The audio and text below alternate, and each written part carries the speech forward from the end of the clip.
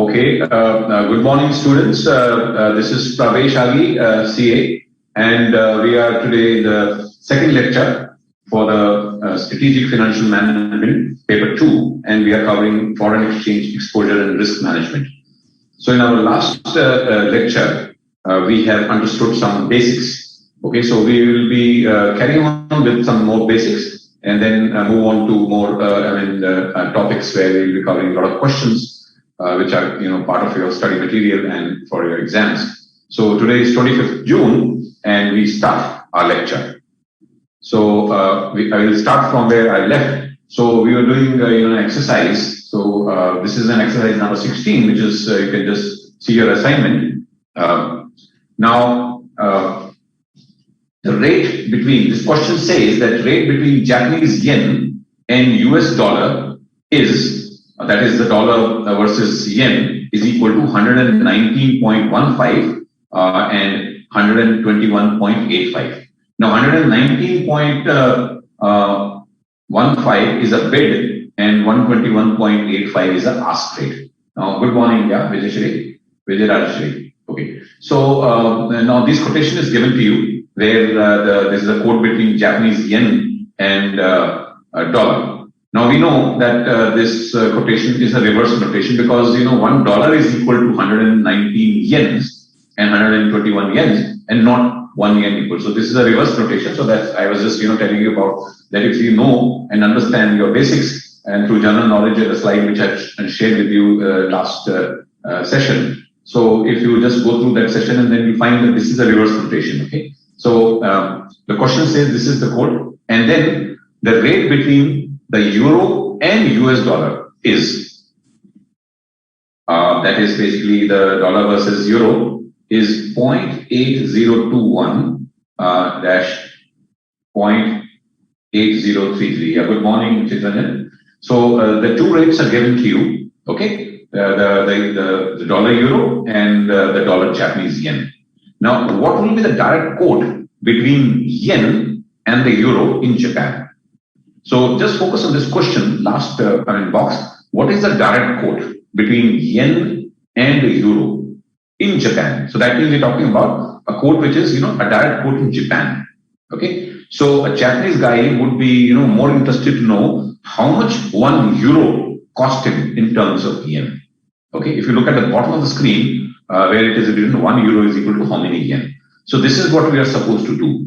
This is what we are supposed to, this is the question is all about. What is the direct quote? So it is a direct quote in Japan.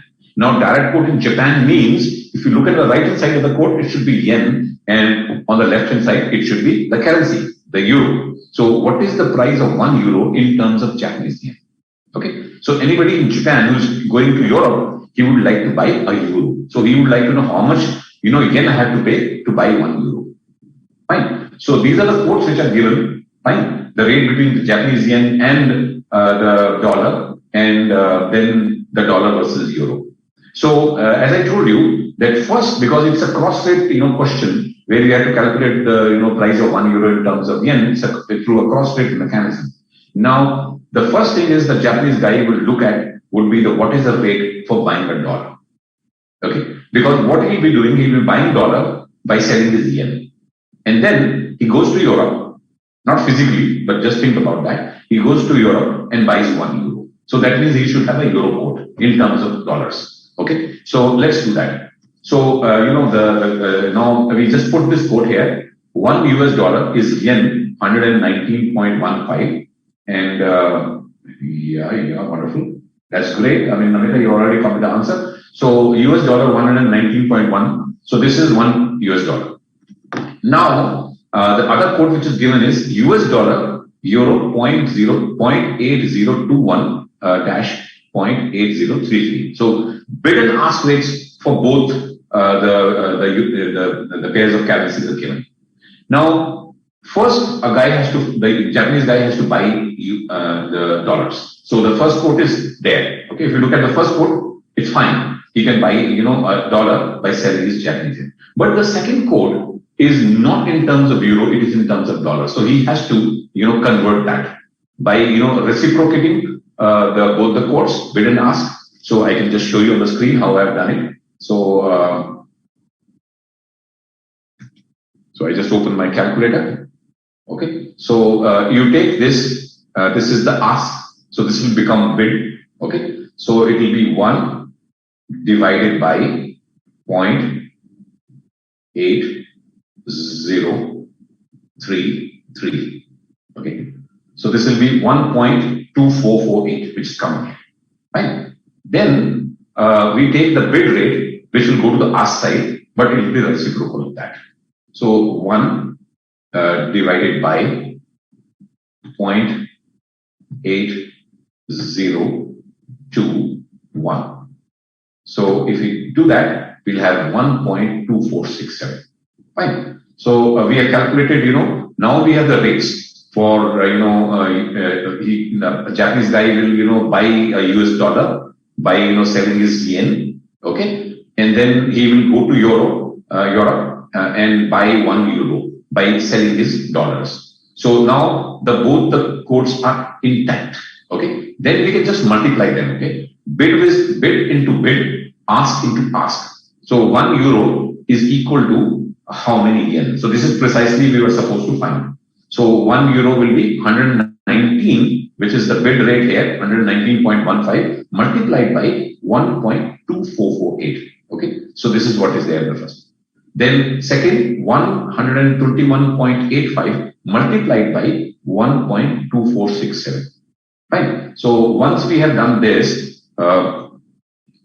just see on the big screen now. So this is what we have done, and then we just calculate. So that means 1 euro will be equal to 148.31 something and 151.91. Okay, fine. Absolutely fine. Namita, your answer is absolutely right, and you have done it much earlier than I could even explain. So now the only thing is that, many people, many students, so they're asking, about the fractions. So at the moment, just don't worry about the fractions. I will, at an appropriate time, I'm going to talk about, when the fractions become very important. Even if you're getting the answer at the moment, that's right, okay? But if the question asks you specifically that you have to mention in fractions up to 4 decimal places, then, you should be worried about the fractions. Apart from that, you should not be, okay?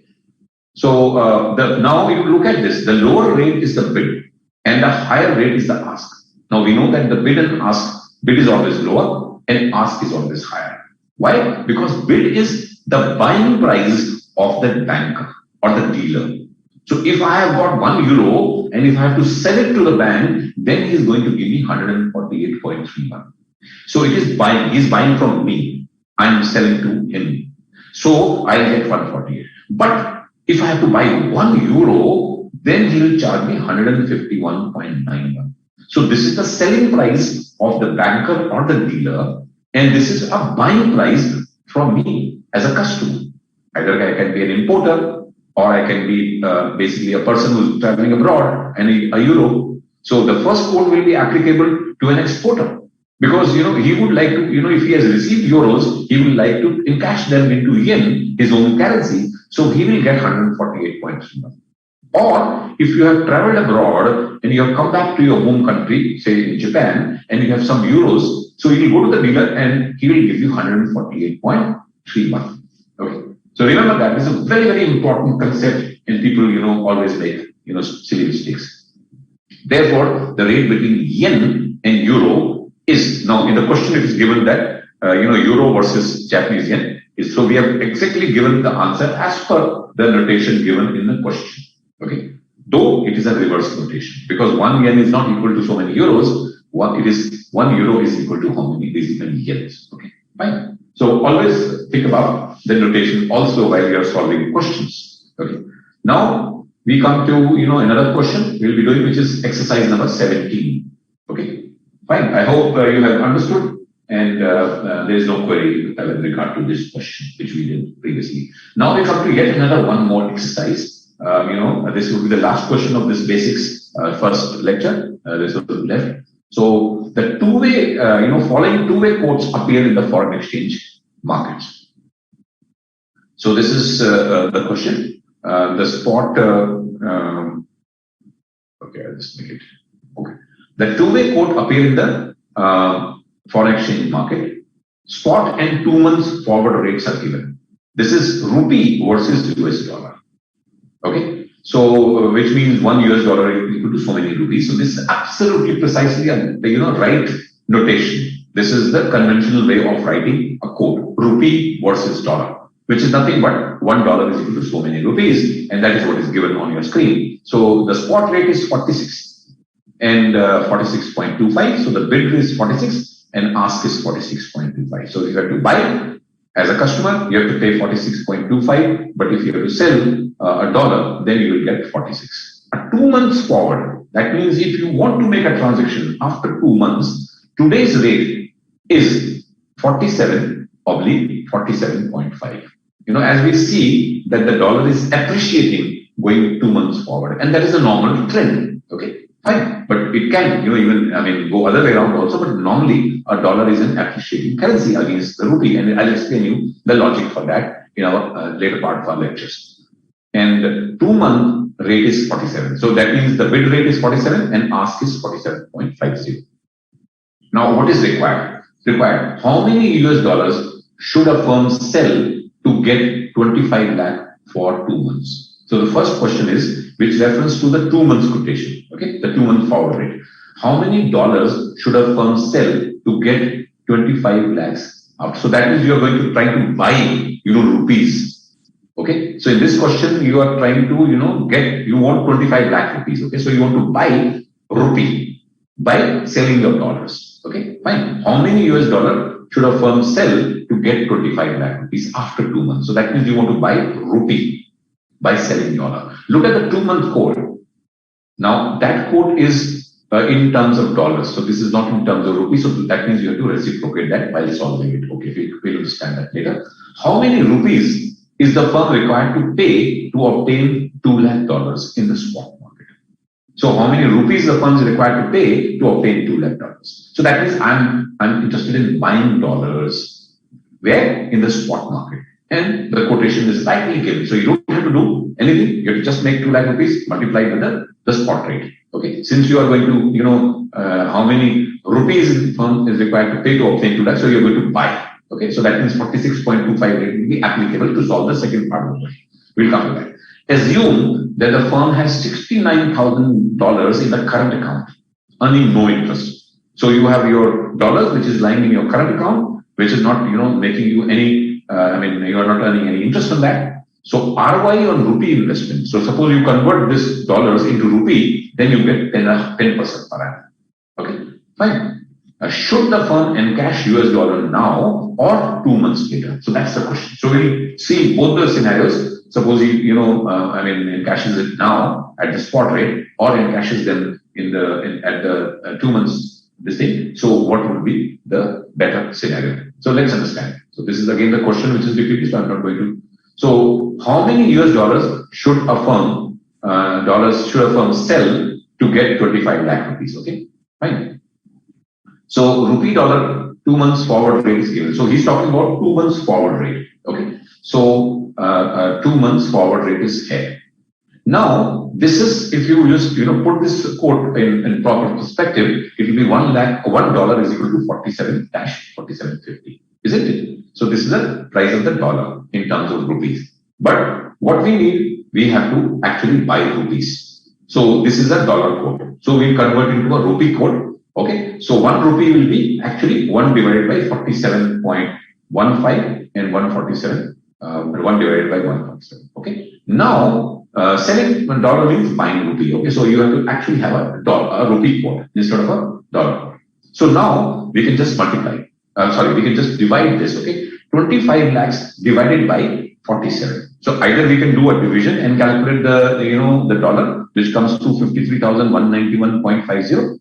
Or if you see at the screen at the bottom, so here I have actually solved this reciprocal, okay? And then, I'm buying a rupee, so that means the ask rate will be applicable, okay? So I can just simply multiply also and get the same answer. Now, you may get some answers, inflections, little bit here and there, but don't bother about that at the moment, because that is not our understanding. We are just understanding the basic. Where the fractions will become important, I'll let you know, okay? So So if you solve it on a calculator, you will get the answers, both exactly. But if you do it, by rounding off, like I have done it by 0.02128, you may not get exactly as 53,191.50 dollars. Okay. So both the answers are okay. Either you can do it by, dividing or by multiplication. I mean, whatever you're convenient at, you can do it. Okay. I hope you understood. Now, the second part. How many rupees the firm required to pay to obtain 2 lakh dollars in the spot market? So this is precisely very, very easy one, because the quote is in order. The quote is $1 is equal to 46 and 46.25. 46 is the rate at which you are going to sell your dollars as a customer, and 46.25 will be therefore applicable for you for buying dollars. Since you have to buy dollars 2 lakh, so that means the dollar buying rate is 46.25. So which means that it will be straight away 2 lakhs into 46.25. Yeah, absolutely, Namita. You are on your bang on target. 92 lakh you are required to pay. Wonderful. So I hope you are all understanding. So dollar spot rate is because since you now have to buy the dollar, so when you look at the code, you find the bid is 46, ask is 46.25. So for a customer, if he has to buy, then look at the ask rate, because that is the selling rate of the dealer and your buying rate. So 2 lakh multiplied by 46.25 gives you the answer. Now coming to the last part. Assume the firm has 69,000 in current account, earning no interest. ROI in rupee investment is 10% per annum. Should the firm encash US dollar now or 2 months later? Now, the question is encashing US dollar now or 2 months later. Now, we know, let's talk about the spot first. Suppose he tries to encash it today. So if he goes to the bank and say that I have $69,000 and I have to, convert them into rupee. So he'll say the rate is 46 because he has the money. He wants to sell his dollar, okay, and the bank is going to buy. So bid rate is applicable 46. So dollar selling rate is 56. So dollar selling rate from the point of view of the customer who has having 69,000. But actually it's a dollar buying rate from the perspective of the bank. So if we encash in the spot market, then 69,000 into 46. So that means he'll get 31,74,000. Okay. Now, since it says that there's a 10%, a kind of return he's going to get if he holds the money, say for a certain period of time. So precisely for 2 months, we are comparing, we goes to the forward market and encashes versus, now. So he will be richer by 52,900, which is a 10% rate of interest multiplied by 31,74,000, but calculated for 2 months. Okay. So, which is a simple mathematics. That's why I'm not, using my calculator to do it. So the total money along with interest, after 2 months will be 32,26,900. So if he encashes today, the rate will be 46 because he's going to get less rate because he's selling his dollars. So a lower rate, bid rate will be applicable, and then 69,000 into 46. So he's going to get 31,74,000. Then, he's going to put that money in a bank and going to get a 10% return or wherever he was getting his investment from. So he's going to get 10%. So that means the total amount will be 32,26,000. But then the second case, suppose if he encashes in a forward rate. Now the forward rate is given to you. Again, if you look at the forward rate, which rate will be applicable? 47 or 47.50? Of course, it has to be 47 because he is going to, convert his dollars into rupee. So he's going to go to the bank and bank say, okay, I'm ready to buy at 47. So he's going to sell at 47 to the bank. So the bank's buying rate and customer selling rate, which is 47, will be applicable. So 69,000 into 47, okay. So he gets 32,43,000 rupees. So now just compare on the spot what he was getting, 32,46,900. In the forward, what he's getting, 32,43,000. So where is he gaining? Forward or spot? Forward, because he's getting more. So it is better to encash the proceeds after 2 months. Okay, so this is where we are. So a very good question where you understand the basics. So I hope you have followed. If there is any query, please let me know. Okay, so we'll move now to another kind of a small concept. Okay, so I hope you are understanding. Right. So let's understand, yet another concept which is called pips. Okay, pips. Pips is price interest points. Okay, price interest point, Okay, so a pip, a short for price interest point, represent a tiny measure of change in currency pair in the forex market. So can you explain three part of question 7 once more? Okay, pardon. Okay. So I just move back. Okay, fine, Pranav. The question was. Now, if you look at the question again, assume the firm has 69,000 rupees in current account. Okay, fine. So he has got 69,000 rupees in the current account, which is earning no interest. But if he converts that into rupees, he is going to earn 10% return. Okay. Should the firm encash US dollar, now or 2 months later? So the question is encashing 69,000 rupees now or 2 months later.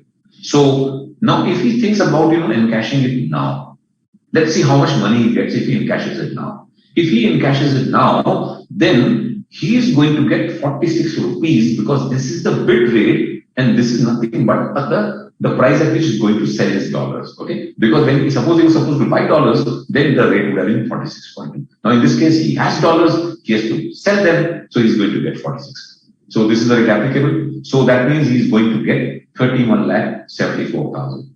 Okay. So now since he has got the money in his bank, okay, and this since we have to compare it with the 2 month scenario, so we are going to add 2 months interest to make it apple to apple comparison. Okay. So we added 10% interest rate, so which means that he's going to get overall after 2 months, his bank account will show that he has got 32,26,900, which is the interest for 2 months, and when he encash the dollars in the spot market. Okay. So, but if you look at, if suppose goes and enters into a forward contract with the bank, instead of encashing the dollars now, he goes to the bank and says that I will be selling my dollars to you, say after 2 months. So bank says, okay, we'll pay you 47 for that. So for here, he is going to enter into a forward rate contract with a bank who is going to give the customer 47 rupees per dollar after 2 months. So mind you, to get this money, you have to, today itself, you have to enter into a forward rate contract with the bank. Okay, fine. So bank will say 2 months, if you come to me after 2 months, I'll give you 47 rupees. Says, okay, enter contract, sign, and the customer comes back, and after 2 months, he is going to get 32,43,000 in his bank account. Why will he get? Because he entered into a forward contract instead of going for a spot, this thing transaction. He said, okay, because the dollar is appreciating, I'm going to wait. Okay, so he enters into a forward contract, and after 2 months, so forward contract actually makes sure that the rate is fixed today for money which you're going to get after 2 months. So after 2 months, you're going to get 32,43,000. Okay, fine. I hope it is clear now. So now if you compare the two, if there was 2 options, either to encash it in the spot market or to enter a book a forward contract with a bank. So when he just compares, what the scenario would be, will he be better off in the spot market or in the forward market? He finds that the forward is better because he's getting more. Okay. So it's much better to go to the forward market rather than in the spot market. Okay, Pranav, is it clear? Okay, fine. So now we come to pips again, what I was explaining. This is price interest point. Now, a pip is a short for price interest point. They represent a tiny measure of the change in the currency pair in the forex market. So that means, it is the smallest change which can happen to a currency quote. Okay, so let's look at that. A pip is the smallest price move that an exchange rate can make. Fine, because the exchange rates are going up and down every second. As the market opens, the rate never remains the same. It keeps changing. Okay, so most currency pairs are priced out to 4 decimal places. Okay, now most of the currencies in the world, they are quoted in the interbank market up to 4 decimal places. Okay, the pip change is the last fourth decimal point. Fine. So I'll just show you that. In the Indian market, in the Indian interbank market, USD INR rate is quoted up to 4 decimal points. So hence the minimum value change will be the tune of 0.0001. Okay. So this is in paisas. So if the dollar has changed, is appreciated by 1 pip, that means the last 4 decimal place has changed. Okay. Fine. So let's look at this. Okay. Okay, let's look at this first. The spot USD Euro is quoted at a bid price of 1.2313.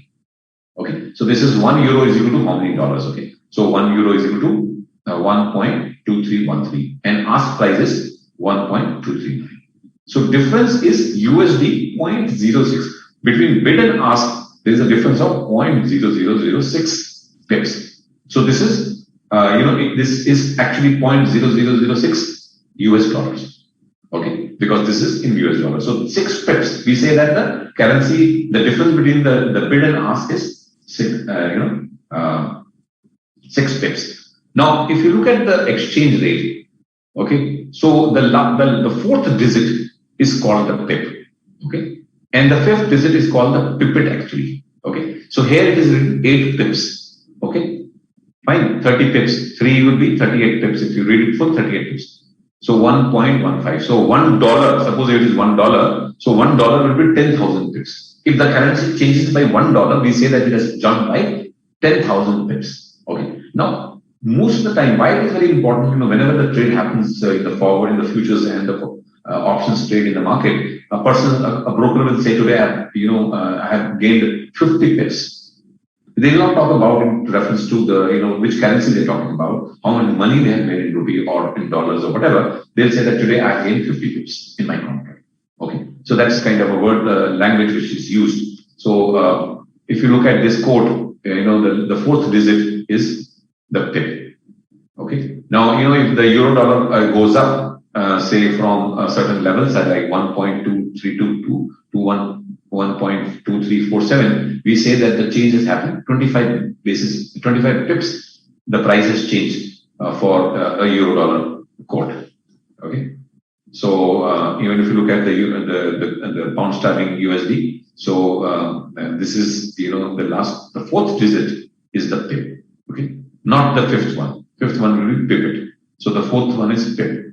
So this is if it has changed from 1.356 to 1.3537, so there is a 1 pip change in the price. Okay. So it is the smallest unit by which the currency quotation can change. Now, this language is mostly used basically in trading whenever you are in futures and options, which I am going to explain maybe a couple of lectures from now. So there, people, the brokers, the people who are trading, they talk, how much money they have made in terms of pips. So somebody will say that I have made today 10,000 pips. Suppose it is reference to dollar, then it becomes $1. Okay, and he has made $1 for in his contract, and the contract can be into $1 million. Okay, so that means a huge amount of money he has made in the business today. So it is the smallest unit by which the currency quotation can change.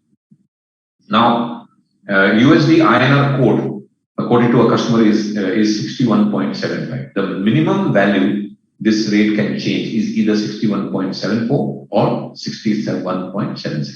Now, if suppose we think that the pip is the 2 decimal places, I mean, for just for simplicity's sake, otherwise it is always 4 decimal places. The 4th decimal is called the pip. So here he says that it can change from 61.74 either to if the rate is 61.75, it can either go down to 61.74 or it can go up to 61.76 if 1 pip represents the 2 decimal place. Right? So in other words, for a USD INR quote, the pip value is 0.0.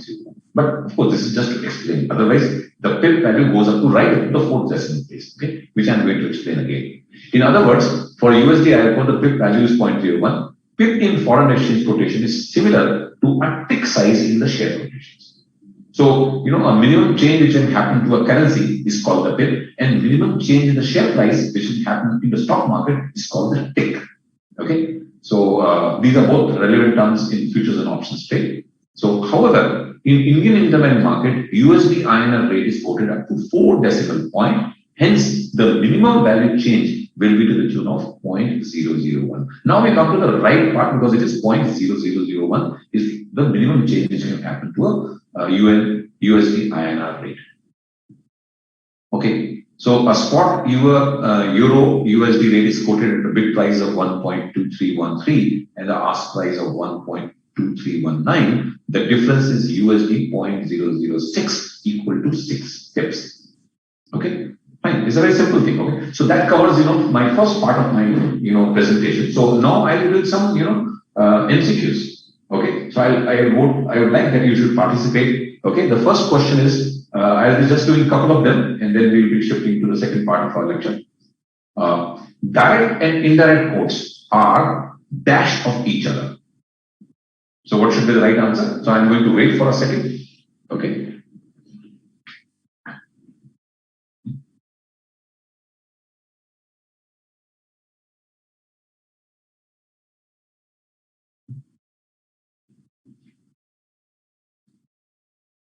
So direct and indirect quote are dash of each other. A, reciprocal, B, proportionate, C, equal, D, unequal. So what should be the right choice?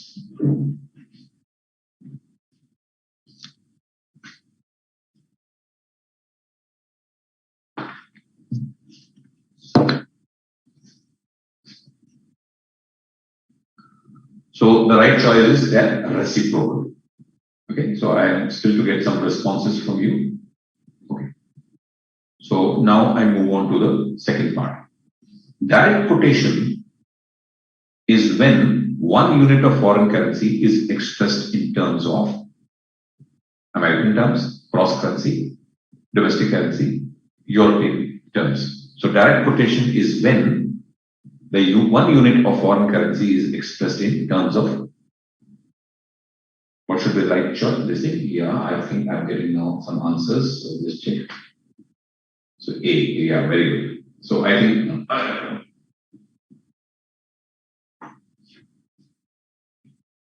okay.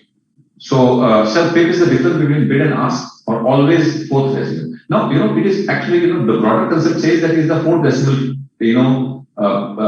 which is the pay. Okay. Now if it can be used for with reference to bid and ask. Also, it can be reference to a change in the price of currency pair, how much pips it has changed. Okay. So once you know, you can always use this concept of pips by reference to the difference between bid and ask, or it can be basically this is because the Shraddha has asked this question, so I'm replying to it. Sir, pip is difference between bid and ask, or always the fourth decimal. Please clarify. So once you understand what is pips. So you can use it whatever way you want, but actually it means that the change in the fourth decimal place, right? Yeah, Annapurna, the notes, the presentations will be forwarded to the Board of Studies by me, and they will be uploaded very soon. Okay, so don't worry, but they will get uploaded so that when you are preparing for your exams, you will be having those notes with you. So don't worry. Okay. So yeah, most of the people have answered right. So it is actually the answer is basically the domestic currency, which is C. Okay. So answer is C. Yeah, absolutely right. Many of you, and somebody said A, which is not right. Okay. So 3. Indirect quotation is when one unit of domestic currency is expressed in terms of. Indirect quotation is when one unit of domestic currency is expressed in terms of what? In terms of foreign currency. So yeah, Kalyani is right. No, Kalyani said A, actually it is domestic. Yeah. Yeah, Chitranjan is also right. Then Datta was also right. Yeah, Praveen Karnav is also right. Absolutely right. Rasika is right. Shada is right. Lisa Elizabeth is also right. And Jamin is also right. Vijay Rajeshri is also right. So actually one is also right. Okay. So indirect quotation now. We go to the fourth one now. So here I'll wait for your response. Bid is the price at which the dealer is willing to dash another price. Sell, buy, hold, dispose. So please answer this question. I'll wait for your responses. Okay.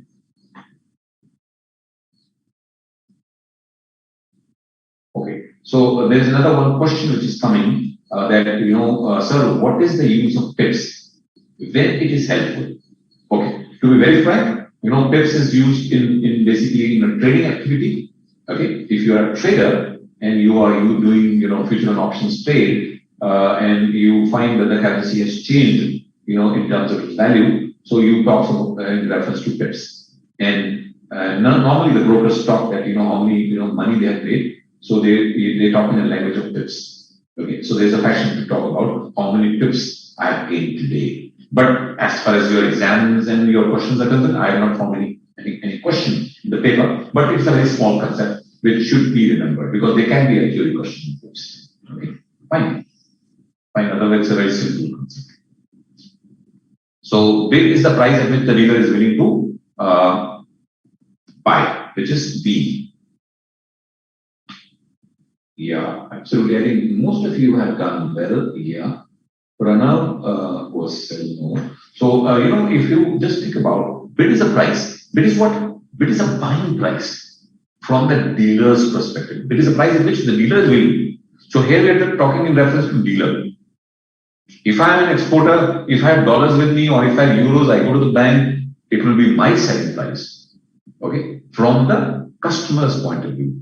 But from the dealer's point of view, it's about his buying price. So this is a normal, kind of a thing which the student, are on. So there's no problem. So Namita, yeah, it was not A, it was actually B. It's no issues because many people do that because bid is the price at which the dealer is willing to buy. Okay. So when the bid is the price, bid is lower and ask is always higher. So a dealer will, always, buy from you at a lower price and sell you at a higher price. Remember that bid is lower, ask is higher. Bid is lower, ask is higher. So if you go to the dealer, he'll say, okay, I'm going to sell you at 75, but I'm going to sell you at 76, but I'm going to buy at 75. So 75 will be a bid price and 76 will be ask price. Okay, fine.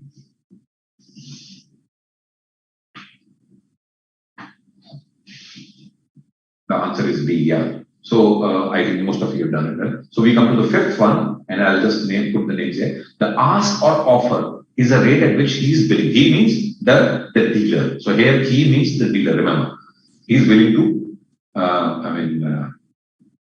sell, buy, hold, or dispose of. So remember there, the he refers to the banker here. The he refers to the banker here. So let me just check. Praveen has given buy, and this buy is right. Absolutely, Pranav, you're, and buy for the last question. Yeah. Then Vijay Rajeshwari has also given the right answer for the earlier question. And Dhanashri Balarao has also given the right answer. So let's ask and talk about this fifth one. So what should be this thing? So if you are a banker, so what will be the ask price, for you? It will be your selling price or will be your buying price. So the answer here is it will be your selling price. Okay. So one more question. Now there are two more questions. Okay, before I move to the next concept. John is an American traveler visiting Europe.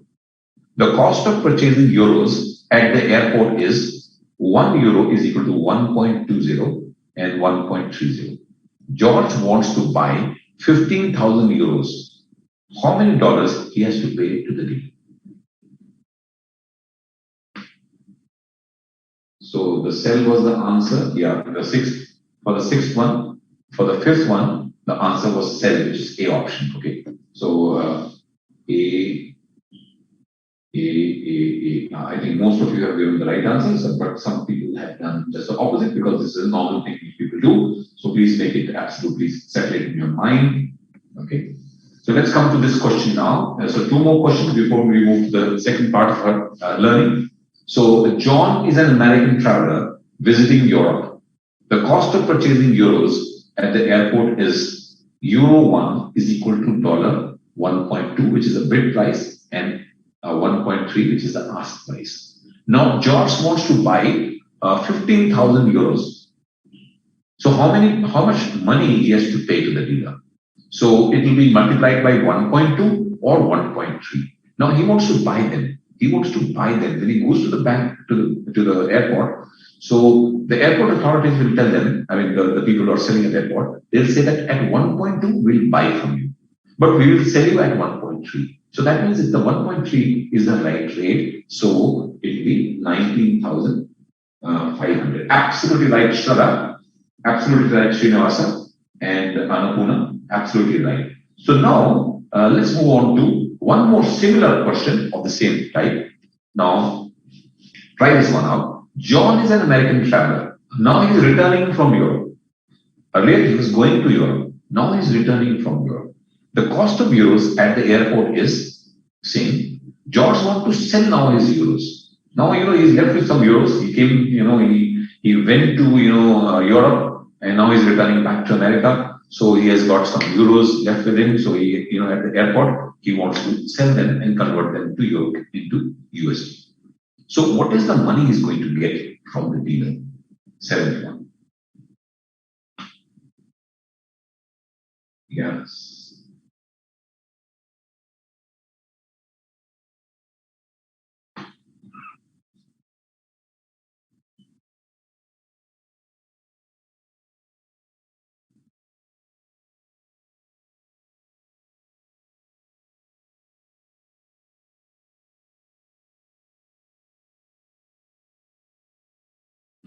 So, for 6, the right answer was B, but some students have said C also. But B is also right. Shivanshi, you're right. Saga, Datta Ravi, you're right. And yeah, most of you are right. Some people have done it wrong. No issues. 7th will be, the answer will be 3,600, which is the option B. Yes. Most of you have done all right. Lisa, you're absolutely right. Lisa Elizabeth. And then we have Rasika, you're also right. And then Janin, you're also right. Saga Wadwa, you're also right. Datta Ravi, you're also right. Shraddha, you're also right.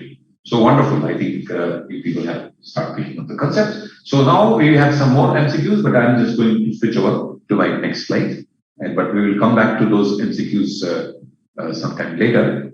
Okay. So we're going to start with our second part of our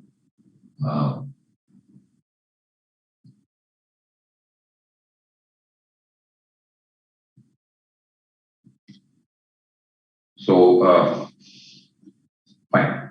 So forward contract rates and basics. So today we're going to talk about forward contracts, rates and basics. Okay.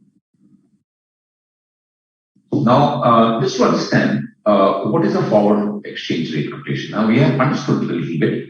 A forward contract is an agreement between two counterparts, that means two parties, to exchange currencies on a future date at a rate fixed in the contract.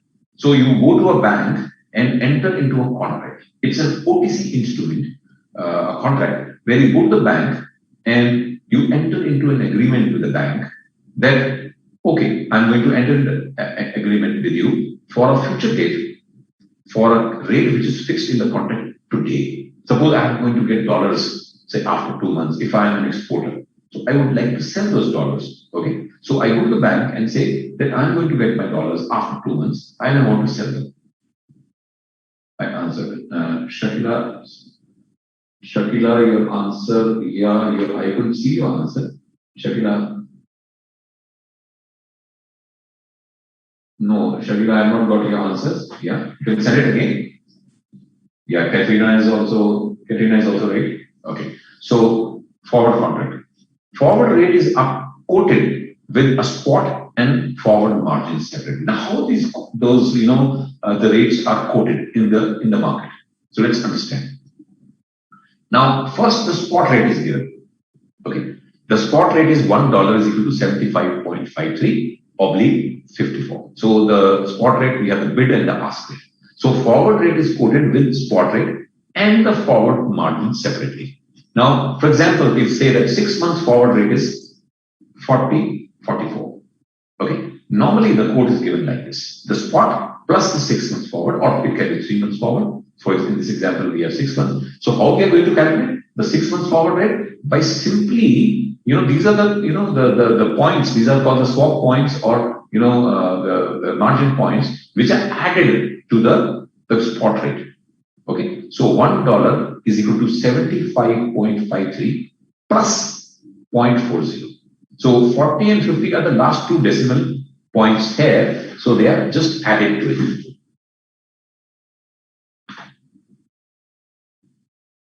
Okay, I'll just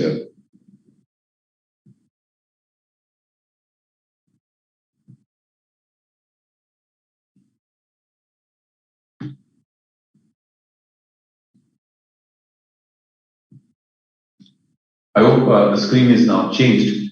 Okay, sorry for that. I mean, let me just close down the earlier screen.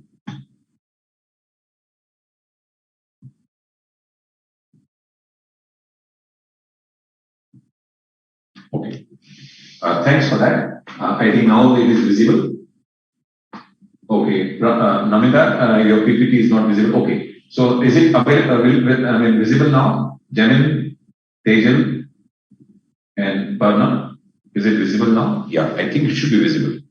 So what we are talking about is basically, this is the second lecture. I'm just going to start again because we just missed out the presentations were not available. So forward contract rates and basics. So this is you can now we are going to do. So okay, please confirm the screen is visible. So forward contract rates and basics. So we're going to talk about foreign exchange rate quotation. Now, how the forward rate quotation is given to you, and we know that what is the forward contract. A forward contract is basically an agreement between you and the banker, okay, where the banker says that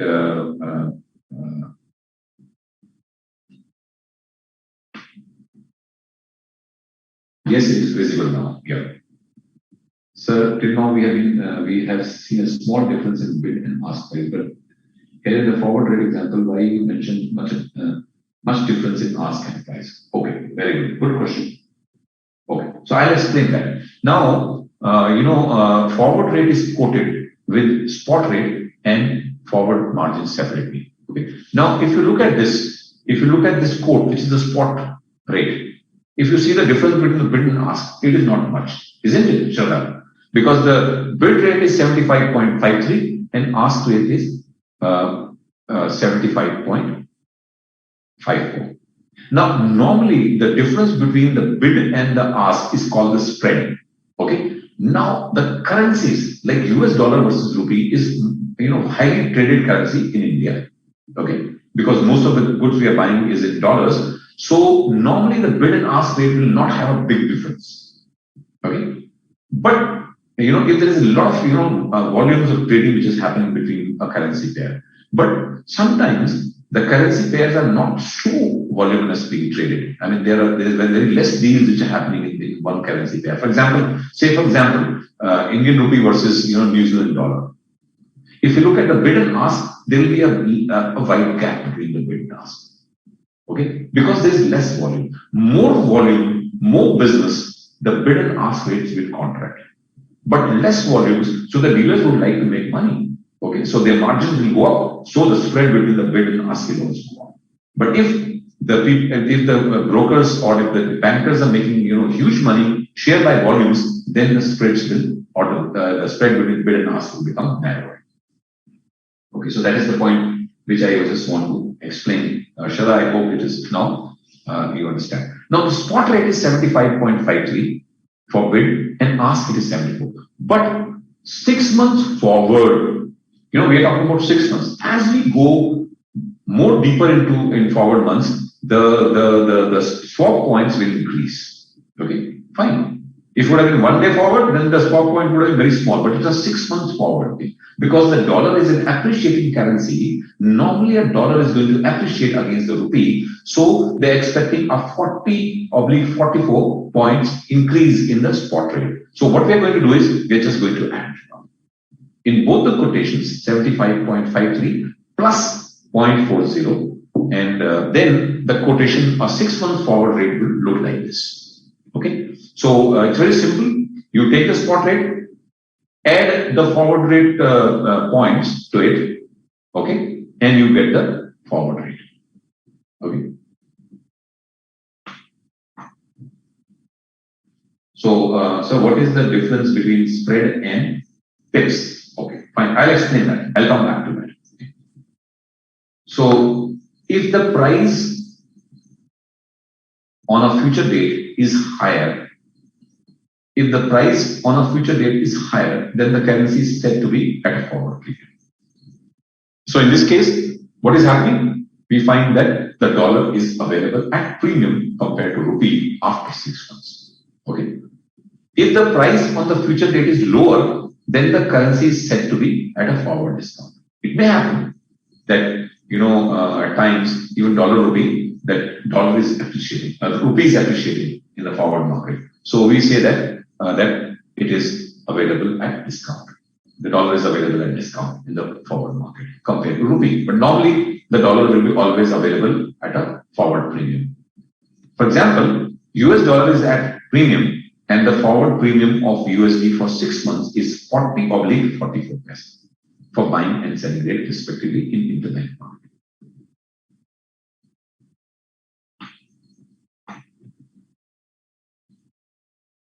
Now, this is a very important question which I got from Sushi Obama.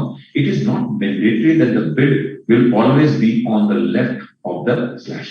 Now, the normal, convention is to write the bid price first and the ask price on the right. So bid will be on the left, ask will be always on the right.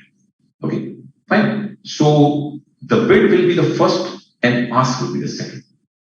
But in your exams, sometimes I found a question was given where the ask price was written first and the bid price was written on the second. How to identify? Because I always told you that bid price is lower and ask price is higher. So even if it is given on jumbled order in your question paper, you have to set it right before you solve the question. Okay, fine. So bid is always lower, ask is always higher. Fine. Bid is always given at first. I mean, the bid is because coming on your left hand side, so it will appear first, and ask is will be on the right hand side, it will appear second. But in a question paper, it can happen that it will be given in a reverse manner. In one of the questions, it came like that. So you have to actually convert it back into a right quotation and solve the question. Otherwise, you will be getting a wrong answer. So a forward premium is a situation in which the forward or expected future price for a currency is greater than the spot price.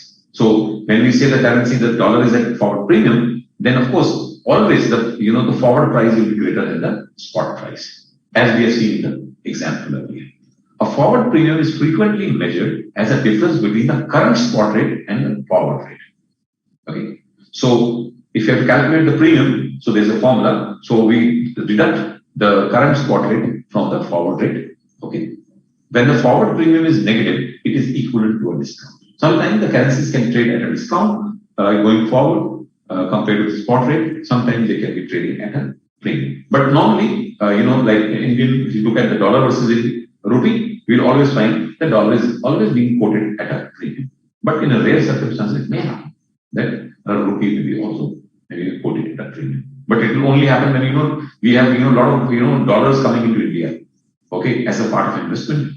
If Indian government has announced some kind of a very good investment plan. So in that case, we'll find that the dollar is the rupee is gaining ground against the dollar, and rupee becomes available at premium. But that is on very less times. As with the case of spot rates, there is a bid and ask spread for forward rates. So we have the quotes like we have seen. There is a bid and ask also for the forward rates. Forward rates may also contain a premium or discount. So if the forward rate exceeds the existing spot rate, it contains premium. If the forward rate is less than the existing rate, then it contains discount. So this is more or less what we have explained. So now we will do a question, okay, so that you understand that, okay. But I'll be answering your question, Pranav, so a little later. So annualized forward premium is basically, how do we calculate that? Forward rate minus the spot rate, okay, upon spot rate into 360 divided by n, okay, where n is the number of days of maturity. Fine. So let's look at this question. Suppose the spot rate is 76.12 and the 90 days forward rate is 77.05. Suppose this is given to you that the dollar is today quoting at 76.12 and 90 days forward rate is 77.05. Okay. So which means if you have to calculate, because the dollar is at premium, so we want to know what is the percentage of premium. Okay. So what we do is we take the forward rate, which is 77.05, minus the spot rate, which is 76.12, divided by the spot rate, which is 76, and multiply by 360 divided by how many? 90 days into 100. So we get percentage. So that means the dollar is trading at 4.8% premium. Fine. So there's a question, sir, on which basis the forward points are calculated. Definitely a very good question, and it will get answered during our further journey to understand this lecture. So I don't want to jump to that at the moment. Okay? Fine. So now you just do it for you. This question is for you. Okay. Required. So calculate the premium. Okay. Chiranjini, I'll answer your question, and Pranav, if I don't answer your question, you can just repeat it after a while. Okay. So first, let's finish this. Okay. So try to answer this question. Suppose the spot rate is 76.12 and 1 year forward is 79.97. Fine. So you are required to calculate what is the forward premium on dollar. Calculate the dollar forward premium, or if it is a discount, but it looks like a premium, so just calculate that. Okay. So I'm going to put the answer now. So it is coming as 5.05%. So there will be some couple of questions which you have to answer. So this is one of it. So please answer this question.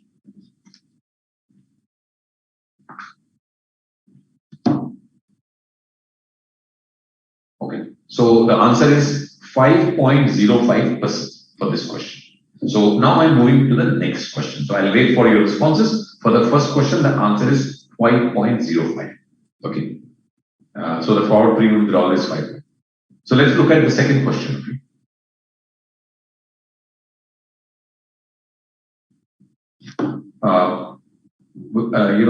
Suppose the pound sterling or the pound rate is 1.250 and 90 days forward rate is 1.243. Required. Calculate the pound forward premium or discount. If you look at this quotation, you find the spot rate is 1.25, whereas 90 days forward rate is 1.24. Okay. So the pound is, actually trading at a discount compared to, the spot rate, isn't it? So, so that means it is a discount. Okay. So just find out the discount.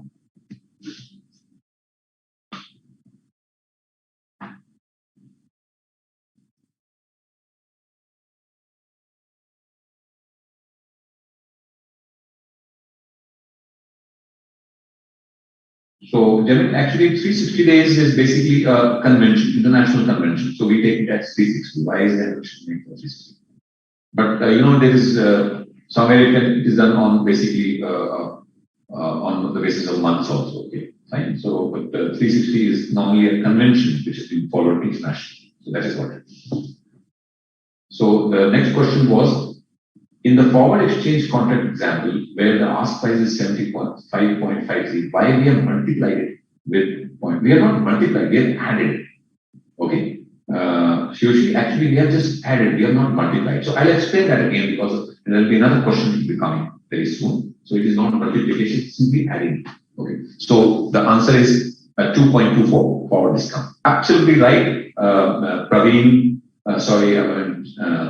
Shafina is right, then Shraddha is right, Yeah, it should be minus 2.24, Shada. Praveen minus 2.8. No, it's 2.24 minus. And then discount is 2.8 is not, it's 2.24. Okay. So look at the answer here. It is actually 1.243 minus 1.250 upon 1.250, which is the spot rate.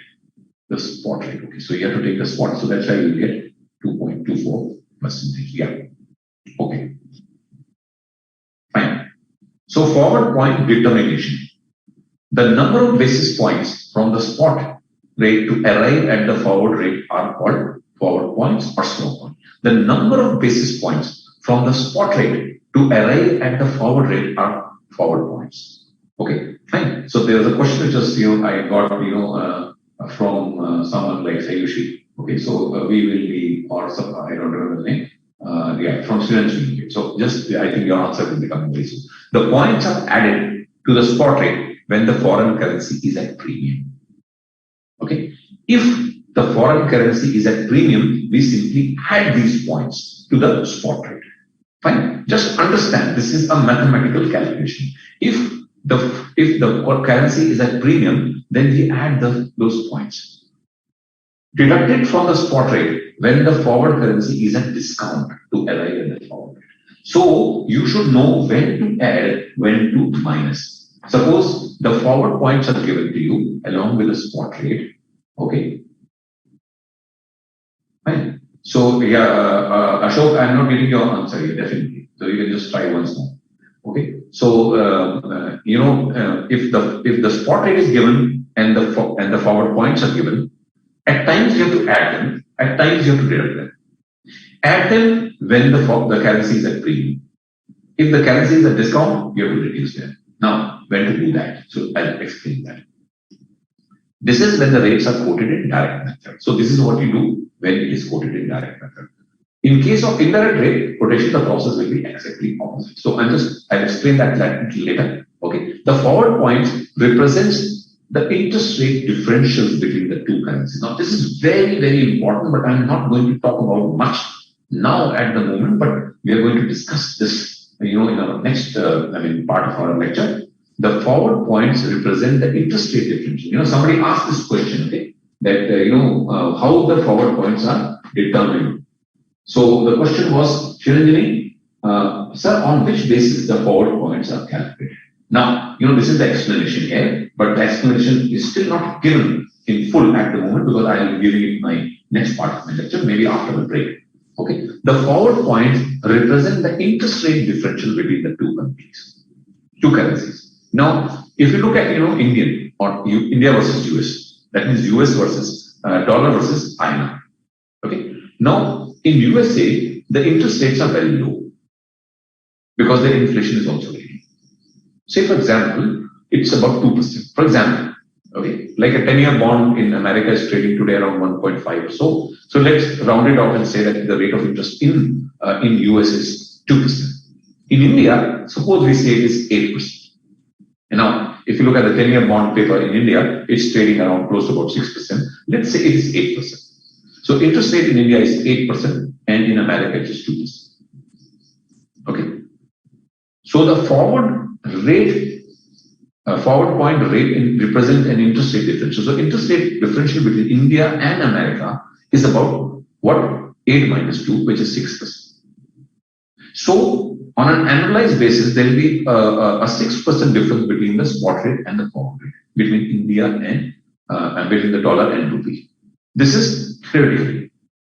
In practice, this is only theoretical explanation because the dollar is an appreciating currency. Why? Because the interest rate in America is low compared to India, which is very high. So that's why the US dollar will always be trading at a premium. But will it reflect the interest rate differential or not? Now that I'll be answering later. But in practice, it may differ. But in theory, it should be exactly the difference between the interest rate. As I told you today, the interest rate in America is 1.5% for 10-year paper. In India, it is about 6%. So that means 6 minus 1.5, which will be about 4.5%. So there will be around 4.5% premium, which will be which is theoretically, logically, the dollar should be always trading at. But it will keep changing as the interest differential keeps changing. Okay, fine. But this is going to be discussed much later on the second part of our journey to understand. So I'm not explaining beyond that at the moment.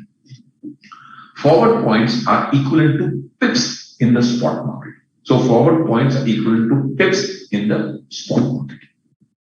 So now, now just look at this quotation and try to find the pricing. Okay. So is the basis points nothing but the forward premium or discount? Yeah, absolutely. Okay. If the spot exchange rate is between the Great Britain pound, between the sterling and dollars, this, and if the outright forward points are 5 and 8. Now remember, these are the pips 5 and 8. So they will be added to the two rates. Now here we are going to add. Why? Because the points are given in increasing order, 5 and 8. If it is increasing, okay, we add them. But if we would have written 8 and 5, then we would have been deducting. So here, just note it, and I'll be doing one question to explain that. So if the spot exchange rate between pound and dollar is given to you, and the outright forward points are 5 and 8, which is the last, the fourth digit points, then we are just going to add to arrive at a forward rate. So it will become 1.6005 and 1.6018. So 8 will be added to 10, so that will make a forward quotation. So I hope you understood. If the points are given in an increasing order, that means it is increasing from 5 to 8, okay, as we know, okay, if it is given in increasing order, we are going to simply add those points to the spot quotation to arrive at the forward quotation, okay. But if it is given on a reverse order, then we have to reduce, okay. So let's look at another question, which is in the reverse order, okay. Suppose Australian dollar is equal to US dollar 0.7020 and 25, and 1 year forward margin is 50 and 40. Okay, now look at that. This is not increasing order. This is decreasing order. That means Australian dollar is actually trading at a discount to US dollar 1 year forward basis. Okay, so decreasing numbers from left to right means a foreign currency is a discount. Okay, now calculate the 1 year forward rate. So Ashok, I'm getting your answer. Your answer was right, absolutely, for the last question. So now do this question. Okay? This question is for you, all of you.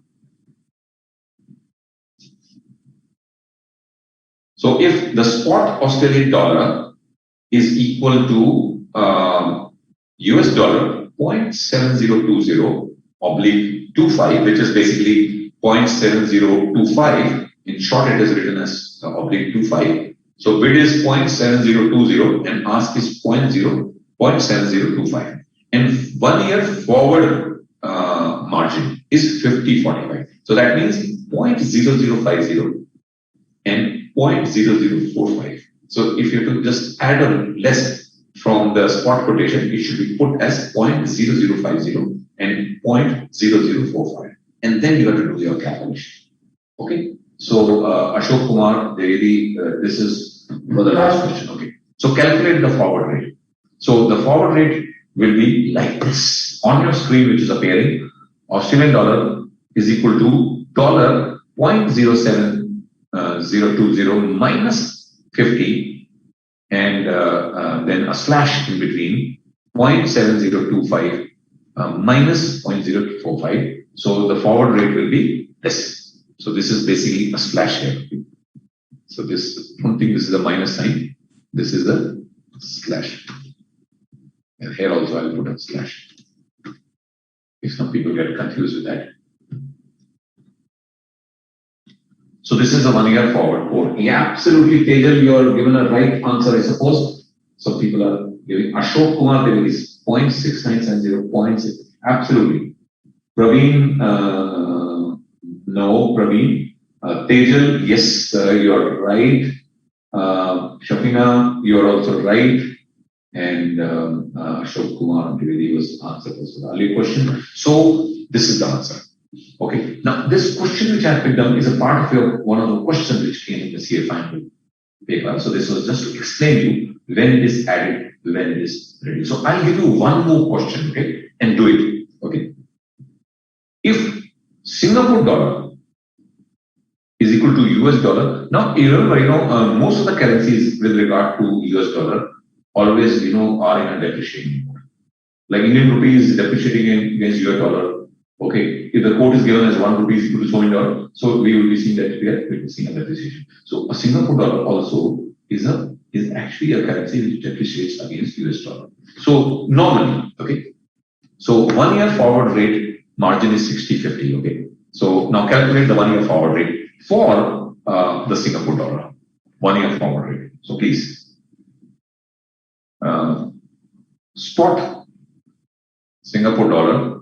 Now, I told you that, dollar is an appreciating currency for most of the other currencies, but at times it can have a reverse also. So don't go by always that the dollar will be always appreciating. It can happen, the dollar may also depreciate for a while against certain currencies.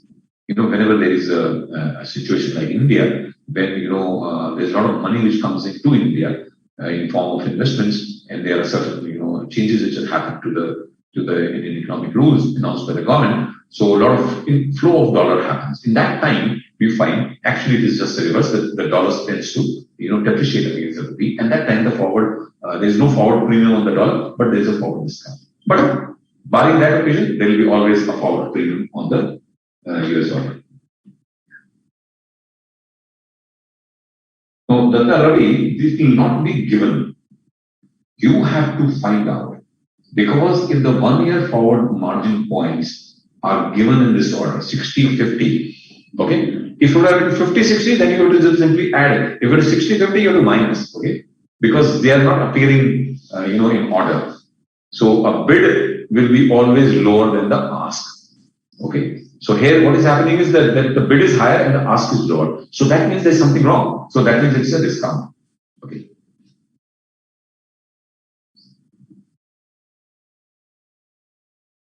Fine. So just do it. So the answer will be this thing. Okay. So let me just see your answers. Yeah, I think 0.7360. Yeah, absolutely. Tejal, you are also right. Yeah, absolutely right. Tejal is right. Praveen is right. Vijay, Rajeshwari, you're also right. Ashok Kumar Dwivedi, yeah, I'm getting your answers. You're absolutely bang on right. Wonderful. So this is a 1 year forward rate. So remember always that when to add, when to less. And if you have not got it, just listen to this video again and you will get the answer. Okay. Fine. So now we move forward again. A forward point determination. Okay. Fine. The currency which carries the lower interest rate is always at premium versus the other currency. Now, this is just an explanation which I gave you. The currency which will have a lower interest rate. Now, in America, the interest rates are lower compared to India. Okay, in India, if you go to America, you'll find the interest rates on fixed deposit is close to about less than 2%. India is about 6 to 7%. Okay, so the currency which carries lower interest rate will be always at premium versus the other currency. This is a normal kind of a scenario where you will find that the currency will be at yeah, sure. So sir, every time minus only, then every time we should assume it is depreciating only. Please clarify. Now, Shraddha, I said that the way how it is given, you have to minus only when you find that it is in decreasing order. Decreasing numbers, this is decreasing. If you see 60-50, look at the 1 year forward margin, 60-50, it is decreasing. If it is given like this, you minus. But if it is 50-60, then you have to add. Look at the next question. Okay, last another question here. Look at this. Here it is 5-8, increasing number. So we added it. Okay, I hope it is clear, Shraddha. Whenever the forward points are given in an increasing order, then we add to the spot rates. If it is given on the reverse order, 50-45 like in this case. So we did reduce it. Okay, so I think you can, that's okay. So let's go back to now this. So the currency which carries lower interest rate is always at premium versus the other currency. That's the most of the time. Okay, like if you look at the interest rate differential between India and US, and even look at the inflation differential between the two countries, there's a high inflation in India compared to a low inflation in America. So consequently, there are lower interest rates in America and higher interest rates in India. So currency or a country which is having a higher interest rate will always be trading at a discount compared to a country which is having a lower interest rate. Okay, fine. So, I mean, if you look at Japan, the interest rates are the lowest in the world. Okay, so that currency will always trade at a premium compared to, say, Indian rupee. Okay, where the interest rates are about 6 to 7%. So we'll discuss that more. Okay. So, Namita, can you explain the basis points concept again? Okay, I'll come back to that, so don't worry, I'll explain that. If there is an aberration to this arbitration opportunity arises, which itself will push the prices to equilibrium. Now, this is a very important statement, and I'm going to dwell on this in much detail in my coming slides. So, for the moment, I'm not going to talk about the arbitration. I'm going to explain this arbitration later. So, if you find that US dollar is trading at a discount compared to the Indian rupee, this is just an arbitration. Because if the interest rate is higher in India versus America, so Indian currency should always trade at a discount, and the American currency should always trade at a premium. But if it is broken for a while, so this is just an aberration. So there is an arbitrage opportunity arises. So once the arbitrage opportunity arises and arbitrageurs makes profits by entering into the trade, it will put the prices back into the equilibrium. Okay, so we'll talk about that. There's a full question on that which I'm going to explain, so you'll understand that. So just bear with me for a minute. So if Euro USD rates for spot and 90 days are 1.323 and 1.328, the forward point is 5 because 1 pip or point is worth 0.001. Okay, this is just an explanation. Okay, so sir, please explain what is interest rate here. Okay, Shara, I'm going to explain that in my next lecture that is going to happen tomorrow. We are going to talk about that in a great length. So just you have to bear with me for today. Okay, I'm going to talk about the interest rate. Okay. And I'm going to talk very extensively about that. So the question is, when is the foreign currency most likely trading at a forward premium? So which is the right answer? When is the foreign currency most likely trading at a forward premium? When the forward rate expressed in domestic currency is below the spot rate? When the forward rate expressed in foreign currency is in equilibrium? When the forward rate expressed in domestic currency is above the spot rate?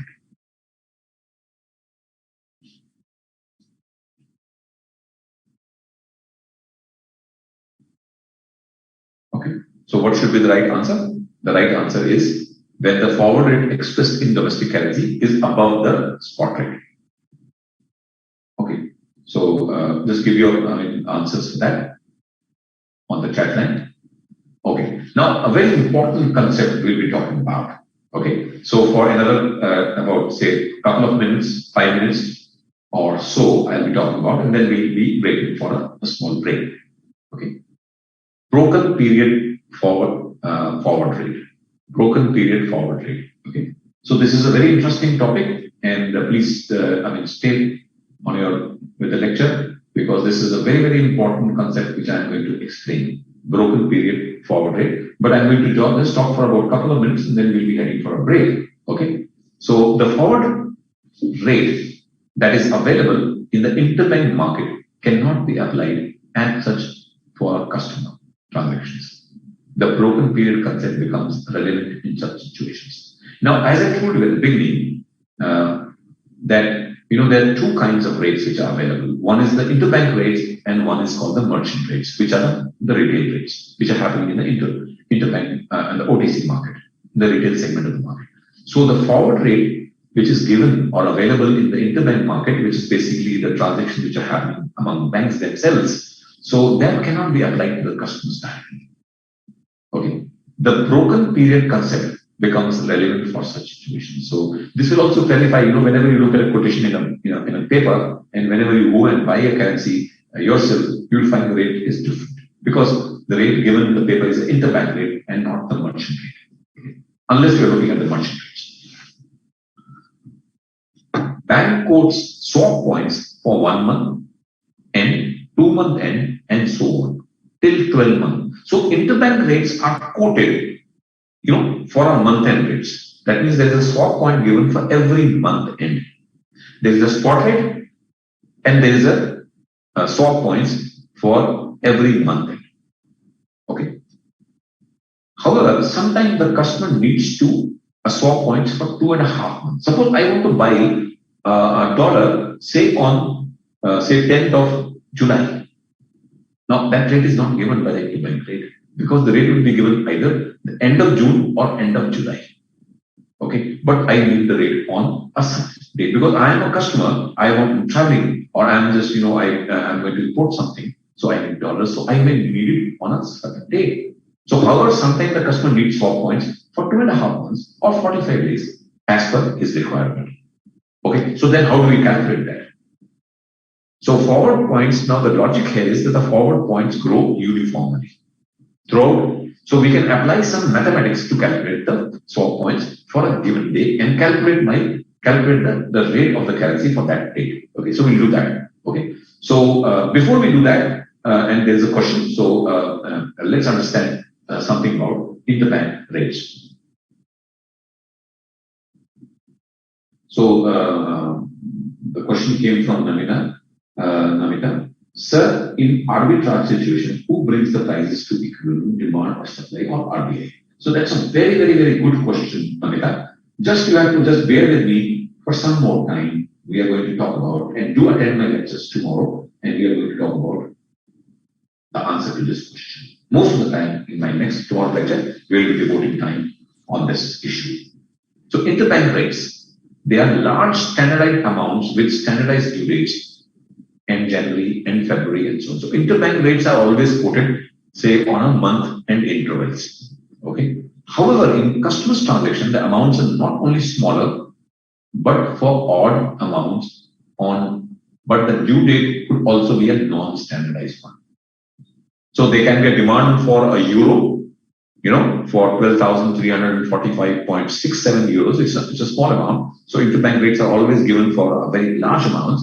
And the export bill is getting realized on 10th of January. So that means I'm going to get my euros on 10th of January or on an odd day of 23rd February. However, the interbank rates are always available on the month end and not on a particular date. So the problem arises how to calculate the rates on any given date for any amount. Okay, so we are going to understand. Does the forward rate that is available in the interbank market in form of forward points for February and March and so on cannot be applied as such for customer transactions. So this is a great difficulty which is experienced. So how do we solve that? How to overcome that?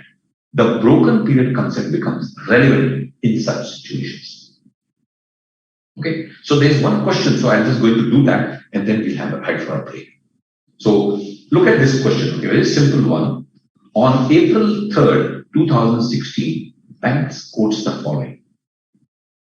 Spot rate, dollar, rupees 66.25 and 67.5945. So we are given the bid rate and the ask rate for $1. The quotation is normal. Okay. 2-month swap points are 70 and 90. So that means the 2 months forward rate is the swap point is 70 and 90. Look at this 70 and 90 increasing order. So that means the dollar is at premium. So we are going to simply add it. So it is going to become 0.0070. We are going to add it to 66.2525 and 0.0090 we are going to add to arrive at the 2 months forward rate. But that is not the question. Okay. And then 3-month spot points are also given. Okay. In a spot transaction, delivery is made after 2 days. We know that delivery happens after 2 days. Assume the spot date as 5th of April 2016. Assume one swap point is 0.0001, we know that, or pip or swap point. So they are all interchangeable words, okay? So people get confused, okay? Fine. You are required to ascertain the swap points for 2 months and 15 days. That means you want the swap points as on 20th of June 2016, because the spot rate date is 5th June, 5th May, 5th April, and then we are going to add 2 months to it and 15 days, so we get June 20th. Determine the foreign exchange rate for 20th June 2016. Okay. Now the rates are given to you are interbank rate, and we have to convert them into merchant rates. So we have to determine the rate on 20th of June 2016. Now we have to calculate also the annual rate of premium discount of US dollar on INR on an average rate. So remember, there are 3 parts to this question. Ascertain the swap points, number 1, for 2 months and 15 days. That means you have to calculate the exchange rate as on 20th of June 2016. Second, we have to calculate the foreign exchange rate for 20th of June. First, swap points, then exchange rate, and finally, what is the premium or discount. And this has to be calculated on the average rate. Remember, this is very important. Okay, I'll talk about the average rate when we solve it. So swap points for 2 months and 15 days. So first, we'll try to do that. Okay. So I'll do it on the board also. Okay. Just let me hurriedly explain before the break on the PPT, and then I'll go to the board. Swap points for 2 months, we know is 70.90. Swap points for 3 months is 160, 180. It is given in the question. Okay. If you look at the question, it is 70.90, 160, 186. So I just put them here. Okay. Then the swap points for 30 days, that means 3 minus B minus A. So we'll have swap points for 30 days, 90 and 60. How? 160 minus 70. We get 160 minus 70. Okay, we get 90. 186 minus 90, we get 96. Then swap points for 15 days, which will be basically, this for 30 days divided by 2. So we get 45. So we have got swap points. So we have used, just the mathematical, calculation to arrive at these swap points. Okay, fine. So which will be swap points for 2 months and 15 days will then means, the 15 days here and 2 months at the top, 70 plus 45. So 150. Okay. Then 48 plus 90, which is the 2 months swap points. So we have 138. Isn't it? Fine. So we have arrived at swap points for 2 months and 15 days by using a mathematical calculation. We know that swap points are, progressing in a proportionate manner. Then we are going to arrive at the exchange rate for 20th June 2016. Now the spot rate is given to you in the question, which is bid rate is 66.2525 and ask is given as 67.5945. Now we are going to simply add them because we know they are increasing order. So the dollar is at premium. So we are going to add those swap points 0.0115 and 0.0138. Okay, because it's given 115, so we're going to add 0.0 to it. So because they are the last, we make it on decimal basis, and then we are going to simply add and arrive at the foreign exchange rate on 20th June. Now the spot rate which was given to you was the interbank rate, and we used those swap points, okay, which was again given by the interbank rate, but we arrived at a merchant rate, that means the rate which is applicable to the customer. So the rate applicable to the customer will be 66.2640, 67. So this will be also an interbank rate, okay, and we understand there is a slight difference between interbank and merchant rates. Okay, fine. So if you want to calculate the premium, so we know that the spot rate is 66.25 and the rate as on 20th of June is 66. So we put both the rates and then we know what is the premium. Premium we know this is the difference between the two, which we have already arrived. Then we calculate the average of the spot rate and the foreign exchange rate on 20th June, and then we calculate the average of both things, and then try to calculate the premium, okay, which is 1115 divided by the average, 66. And this is for 2.5 months, so we make it annual, so into 100, so we get a percentage of premium for both bid and ask. So just one more half a minute and we head for the break to explain this annual rate of premium. Because if you look at the question, it was said that the premium has to be found on an average rate. So we have taken the spot rate, which was given on 5th of April, and the rate which we arrived, which was on 20th of June. We just simply add these two rates and got an average. Average rate is 66.2583 for the bid and 67.6014 for the ask. Okay. Now the premium is 0.0015. So premium divided by the average rate. Okay. So this is for 2.5 months. On an annualized basis, we can either take 360 divided by the number of days, or we can take 12 divided by 2.5. So we'll have a percentage point. Okay. So this is how we arrive at. Okay. So now we are heading for a break. So I'll be back, say after 10 minutes. Okay. If you have any questions, you can just put them on the chat line. I'll answer them after the break.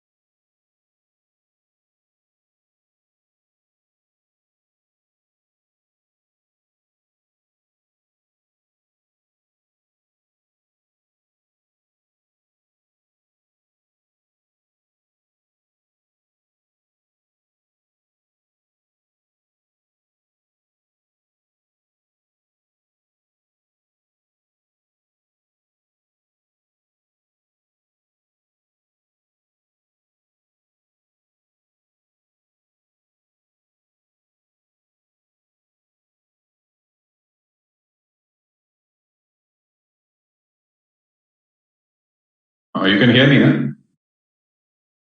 Okay, so we are going to start now.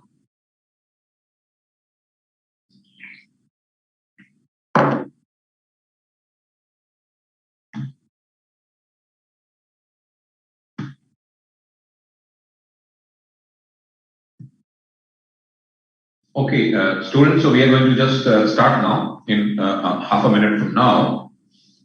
But before I do that, I'm just addressing some questions. Tejal, there's a question from Tejal. Can 15 days spot rate be found by straight away dividing by 3 months rate by 6? No, Tejal, it can't be done because 15 days rate spot rate can be found straight away, not by dividing that, because we will always find that the rate for a month is given, month end is given. Okay, so we can take the not a 3 month rate rather than the monthly rate and divide it by 2, and we can calculate the spot rate. Okay, for that particular 15 days spot points we can calculate. Okay, but without with reference to a 3 months spot points, swap points. Okay, because always, as I told you, interbank rates are available at the month end. So why should we use a 3 month rate swap points to calculate the swap point for 1 month for 15 days? Okay, so this is not correct. Rasika Vikas, the question is, in the previous question, why we took the average while calculating the premium? Okay, so why we did was because if you go back to the question, read the last point of the question. Compute the annual rate of premium discount of US dollar on INR on an average rate. Because the question asks you specifically, that's why we calculate the average rate. But if you remember, we were always using forward rate minus the current rate, the spot rate, and then dividing by the spot rate to calculate the premium. If you look at our earlier slides, the question we were calculating using a formula, but we haven't used it because the question says that we have to calculate on the basis of the average rate. Okay, so on an average, what is the premium which is there? So we try to calculate on the basis of average because the question demanded that. Fine. So that was the reason why we did it. So now, if you all come now, so we are going to start with one of the very, very important, the most important part of our lecture, because there will be many questions which comes in the exam on this topic. So please focus and ask me questions. If you don't understand anything, you can ask me so that I'll reply on the chat line. I'll telling you out. Okay. So interbank rates. So I told you the interbank rates are basically the rates which are when two banks or the bank themselves trade, they give rates to each other. These are called the interbank rates, and they are wholesale rates, by the way. And those rates are not applicable to the customers, people like you and us, you and me. If you want to buy currency, then we go to the bank, and banks gives us the rate, and which is slightly different than the interbank rate. So interbank exchange rates are wholesale rates. They are applicable only among the banks themselves. So Parnav, there's a question. Sir, can the swap points be set as a spread? Actually, there are a lot of words which are interchangeable. Okay, so as we understand each and everything, so you will, that confusion will go out of your mind. So interbank exchange rates are wholesale rates. Just focus at the moment, Parnav. We will answer this question. You can ask me this question again at a later point of time. Once we have carried out our journey, and most of the questions will get settled in your mind. Okay, because after learning something more about foreign exchange, these things will be very clear. So interbank exchange rates are wholesale rates, which are applicable to transaction among banks. So interbank rates are basically wholesale rates, which are applicable only among the banks themselves. Okay. Forward rate that is available in the interbank market cannot be applied as such for the customer transactions. Okay. So that means we have to calculate the customer transaction rate. So how do we do that? We'll understand that. So interbank market. So what is interbank market? Let's understand that first. The Forex interbank market is a wholesale currency arena. So basically it's a top layer where the banks among themselves are trading. Okay. So that is called the interbank market. The interbank market is a global network utilized by financial institutions to trade currencies between themselves. So basically, it's a network. It's all happening online. So these institutions, banks, they're trading among themselves because why they're trading? They are either trading on behalf of large clients or on behalf of their own self. They're making some investments. So most interbank trading is proprietary, meaning that it takes place on behalf of the bank's own account and also is done by banks on behalf of large customers. So either they're trading on their own, okay, it's proprietary in nature, okay, and we'll understand why the banks do that later on, and also done on behalf of the banks, on behalf of large customers. If there's a large customer like Reliance or any big customer who wants a huge amount of foreign exchange, so the interbank can trade for them, and even for other, large transactions, they are going to trade for each other. Now let's understand this point. This is very important. If the spot rate for US dollar is 72, so just to take out, we have just taken that there's no decimal place. If the spot rate for US dollar is 72, to just simplify, the spot rate for dollar is 72. If the forward margin for 2 months is 10 paisa, which is premium, it is given. So we are going to say that the forward rate can be calculated as rupee 72.10 per USD. Suppose the spot is 72 and 2 months forward point is 10 paisa. What we are going to do? We are going to add to 72 to arrive at a forward rate for 2 months. That's fair. 72.10. Now, this is the rate which is given in the interbank market. Now, thus, if a bank wishes to keep a margin of 3 paisa, it will quote a rate of 72.13 for an importer. Now, think that there is a customer who is an importer who approaches the bank. Now he says, I want dollars for making some payment.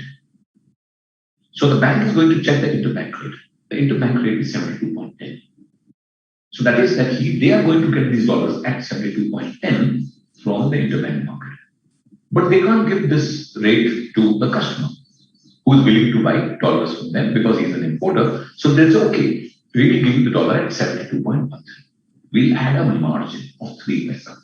So now this rate becomes a merchant rate or a customer rate, which is arrived on the basis of interbank rate by adding a margin.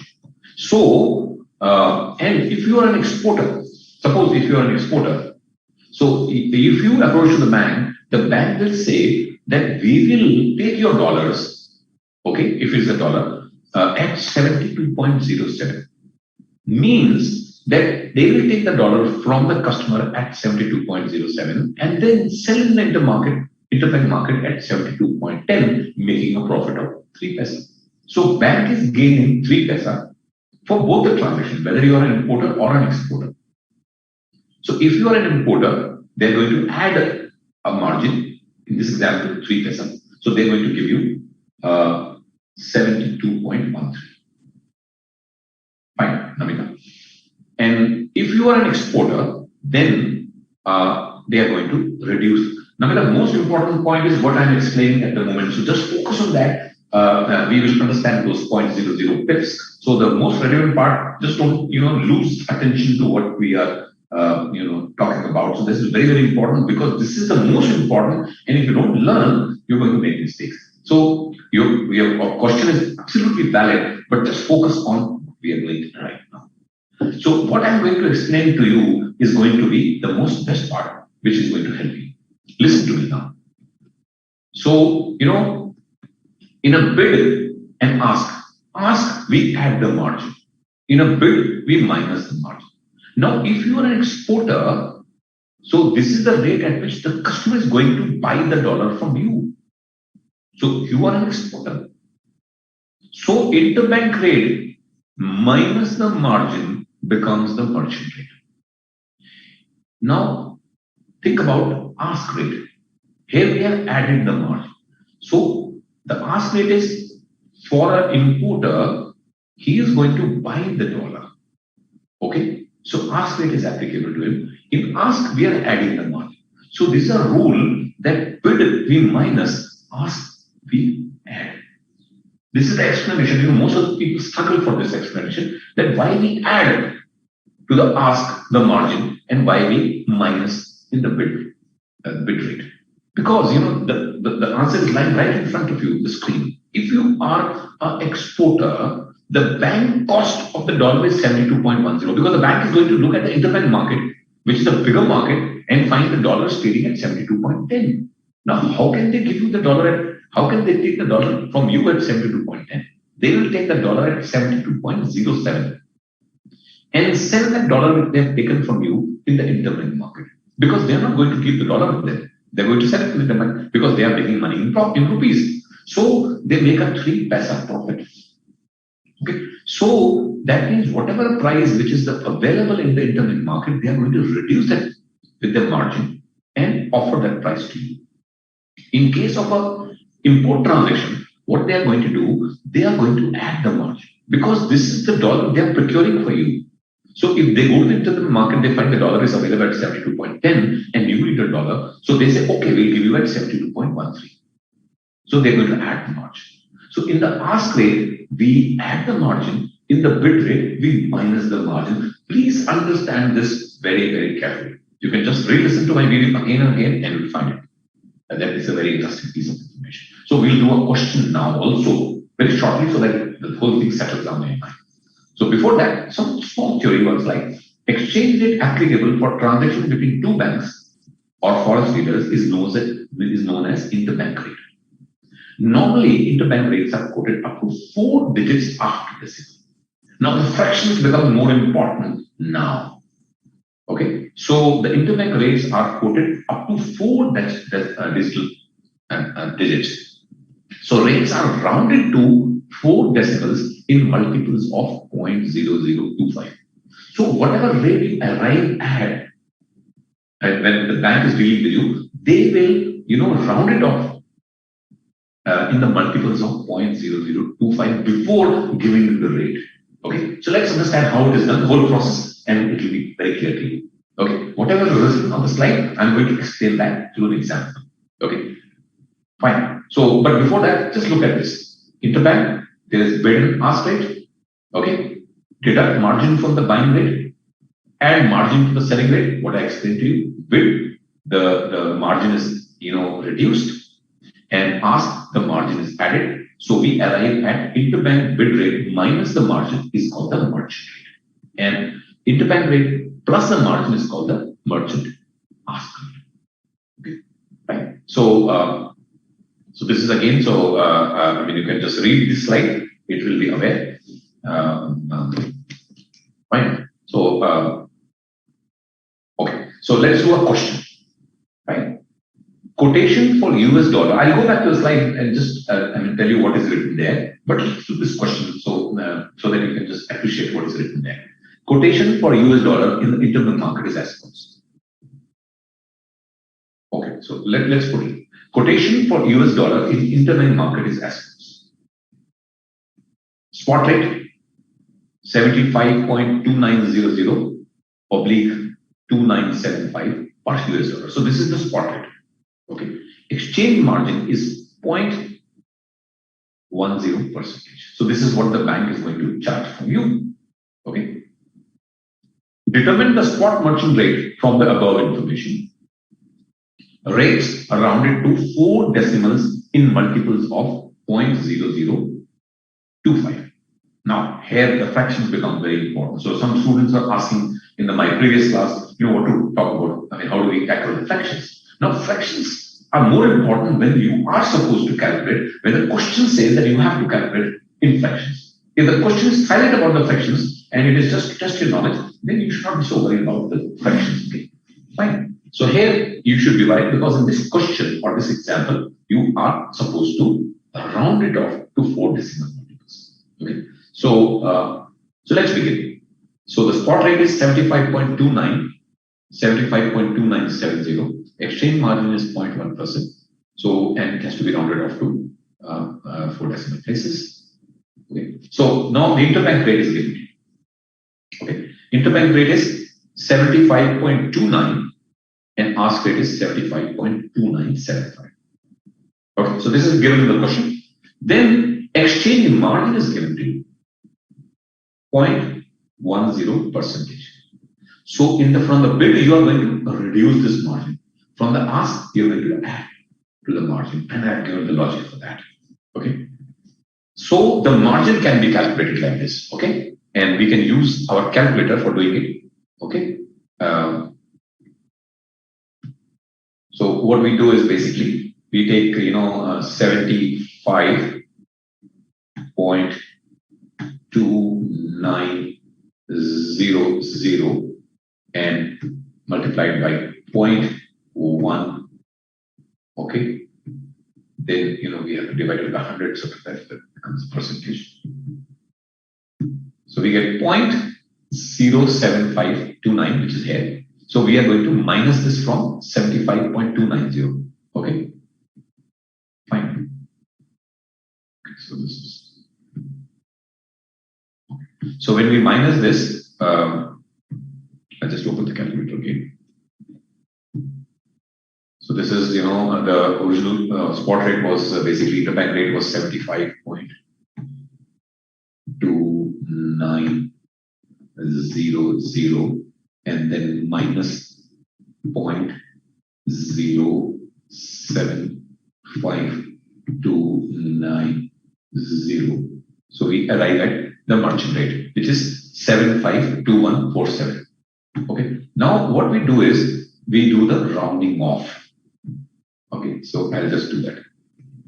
So the margins for both has to be calculated 0.1%, and then we are going to arrive at the merchant rates.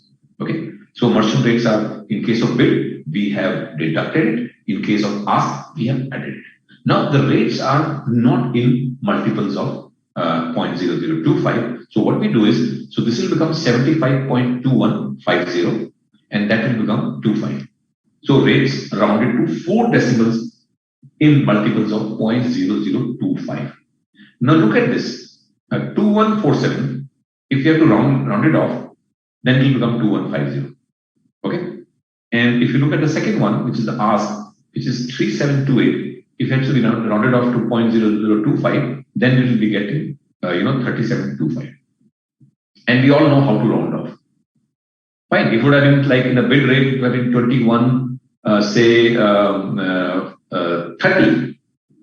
then it would have become 25 to 2125. Fine. So we have to look at which is nearer to the rounding off, and then apply that. So yeah. So Navita, you are to 752147 and 715. Yeah, absolutely. So then you have to round it off. Is that rounding off becoming clear to you, Navita? Okay. So now you just solve one question yourself. Okay. So this was one question, and then okay, let me just check where I was. So this was one question which we solved it. Okay, so this is what we have done. Okay, fine. And now this is another question. Solve it, please.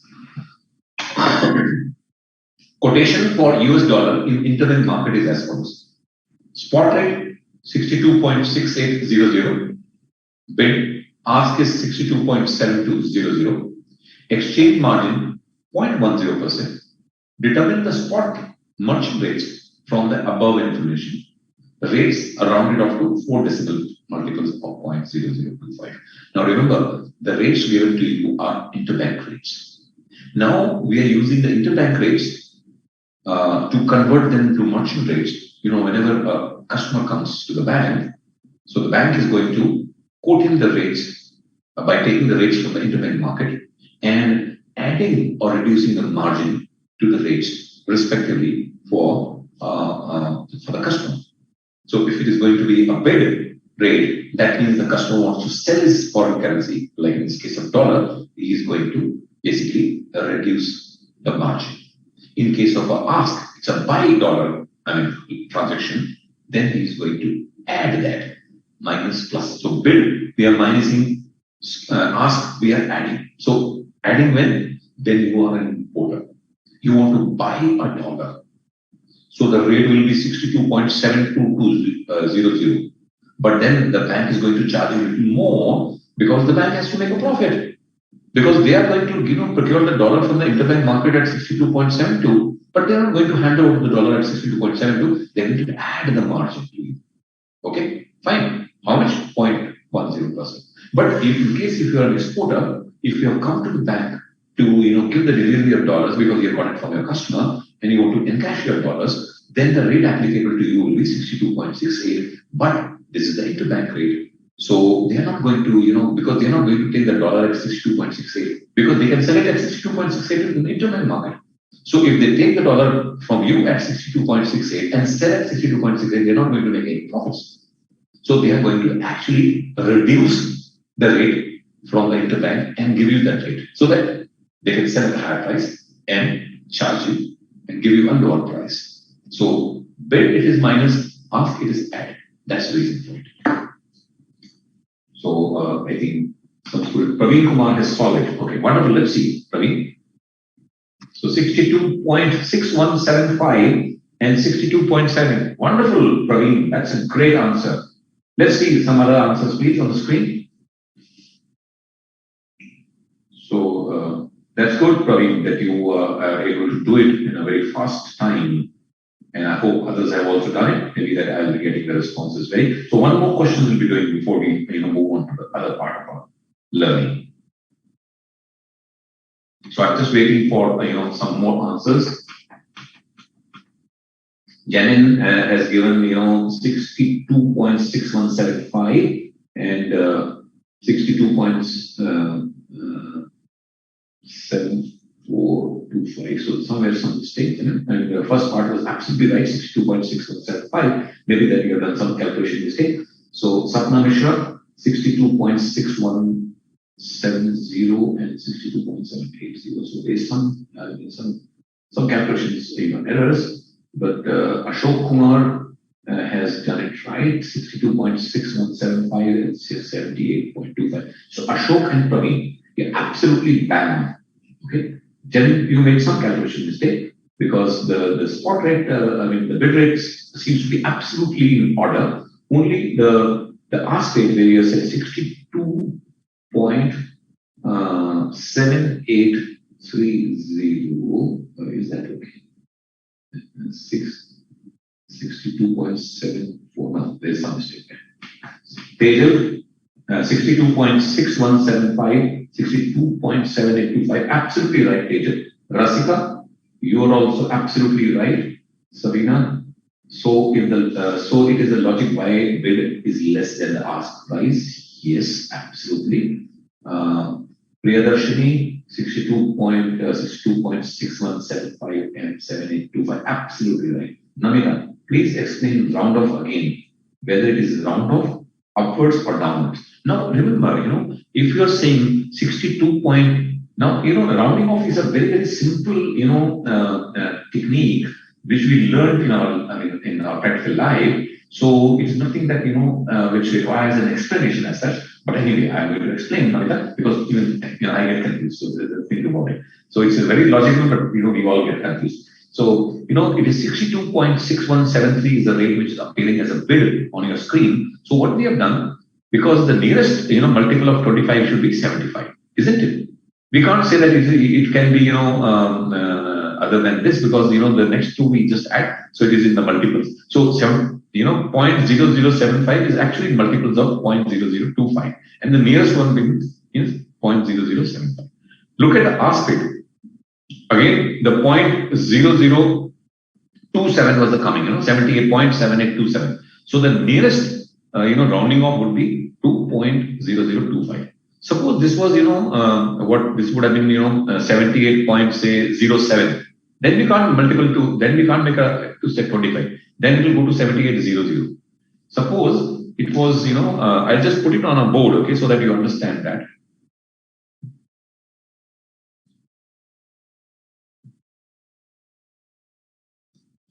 I think it requires, okay. Now here, the rates, I'll just put the bid and ask rate. Okay, I hope you're able to see my board. Okay, so here the rate is, like this is $1. Okay, so dollar was equivalent to what? 62. So we arrived at the merchant rate. So I'm starting with the merchant rate, 62.6173. Okay, and we look at here, it is 62.7825. 7827. I'll use a little better pen. Marker. Upper one. Now, look at these two rates. Okay. So we are talking about 0025. Okay. So here also, we have to, look at 0025. So, this is 73. So this will become 75. So this is in multiples of this thing. Okay. This last visit will become 75. Okay. So what is the nearest one? The nearest one is actually 0025 only. Fine. So this will go to 25. Now suppose instead of this, it would have been, like 59. Okay. Fine. So in that case, it would have actually gone to 50. So this would have become 62 point, let me put it, 6150. Had it been 59, then it would have become 50. Fine. So because the nearest, multiple would have been, this thing. Then we would have actually brought it down. Okay. In this case, we, increase it to 75 because the nearest multiple was. If you look at this, then we increase it, isn't it? So that's the explanation. So just try it. It's a simple concept. Okay. So I'll just open my.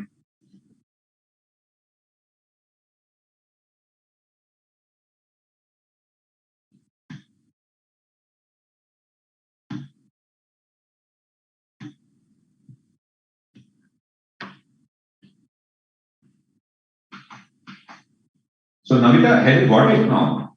I just want a confirmation from you. Sir, please explain the round off again, whether it is round off upward or downwards. Now it will depend upon upward and downward, depending upon which is the nearest to the point 0025. Fine. The nearest to point 005, whether you're going upward or downward, will actually determine that. Fine. So suppose it is point 0023, then it will go upwards. Okay, suppose it is point 0012 or 10, then it will go to point 00. So that will be a downward thing. Okay, fine. Yeah. So Namita, okay, thank you. I think you have got it. But these are simple things, and sometimes we get confused. So please try to practice that. And I'm telling you, everybody gets confused. Even originally, I also was making mistakes. Okay, so it's absolutely normal for human beings to earn and for even for simple things. So yeah, Rajeshwari is 62.83 right, Annapurna is also right, and Shakila is also right. So now I'm going to give you one more question. I think you are able to screen my screens. So this is yet another exercise. Okay. So try to do this. Okay. Try to solve this question. Okay. So quotation for US dollar in interbank market is as follows: spot 73.58, spot 73.58, 73.62, exchange margin is 0.12% now instead of 10%, 0.1%, it is 0.12%. Determine the spot merchant rates from the above information. Rates are rounded off to 4 decimal in multiples of 0025. So this is a practice question. Again, Namita, just type the logic of rounding off and try to work out. Okay, this question. So I'm just giving you a couple of minutes to do that before I show the answer. So I'm just putting the question, I'm not putting the answer at the moment, 73.58. So these are the basically interbank rates. Then we are going to add we're going to put the margins and calculate it. So I'm waiting for your response, okay?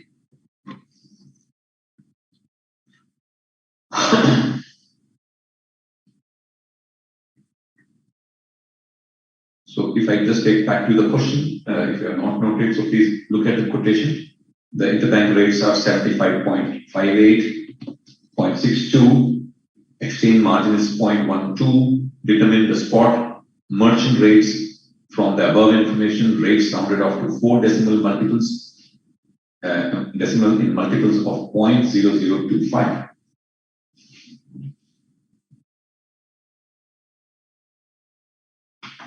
Sir, in exam, now the question comes from Chiranjini. Sir, in exam, whether we have to compulsory round off in multiples of 0.0025 or on a specific instruction of the question. Now, Chiranjini, This is a rule that it is done in the multiples of this is common FIDI rules. Okay, so there's a rule which is called FIDI rule. We'll talk about that later. Which says that it has to be in multiples of 0.0025. So in India, we do it that. So I'll just show you the slide again. Rates rounded to 4 decimals in multiples of 0.00. So this is cast in stone. This is, I mean, nobody can change this. So in exam, unless an examiner want to test your, patience or knowledge, so he can give you a question other than that. Otherwise, this is what is given. The norm is set by the regulatory body in India. Okay, so this becomes a norm. So we can't be changed. Okay, because there are specific instructions cannot be different than what is actually which is being set by the regulatory body. So let me just check the answers now. Okay, so the answers are 73.4925, 73.4925. So Priyadarshini, you're bang on right target. Okay, and the ask rate is 73.7005. Absolutely right. So before that, I got the answers from Rasika Vilas. She's also right. 73.4925, 73.7075. Absolutely right. So Sapna, somewhere you've gone wrong. So please check your answer. Unnati, your answer is also right. Tejal, your answer is also right. It seems, yeah. Namita, your answer is also right. And Ashok Kumar, also right. Ashok Kumar is 4925, absolutely right. 7075. Then Safina, 7.4925, you're right. But you're getting slightly a different answer for the ask rate. Please check. Praveen Kumar, 73.4925 and 70. You're getting slightly wrong. So it has to be in the multiple of 0.25. It can't be 85. Okay. It can't be 0.90. Okay. So please do check. It has to be either 75 or 50 or 25 like this in the last 4 digits. Okay. Remember that. It can't be like 7090 or 7085. It has to be in multiples of 0.0025. So either can be 0.000 or 0.025 or 0.0050 or these are the only 3 digits which are possible at the last 4 digits. 0.00, 0.25, 0.50 and 0.75. So this is 00, 25, 50 and 75. 4. So 4 choices, okay, in the last 4 digits. No, none other than that. So Rasika, you're right. 73.49. Yes. Pranav is right. Jamin, you are also right. Vidyashri, you're also right. Annapurna, you are also right. Kushini, you're also right. If I'm pronouncing your name correctly, you're also right. Yeah, absolutely right. So I think I'm getting right answers from all over. And I think now the problem with regard to fraction is over because the fractions are only important when they're required to be, when they're given the question and you are going to mention that. Otherwise, you're just trying to answer the question. Okay. Now we come to exchange rate determination. Okay.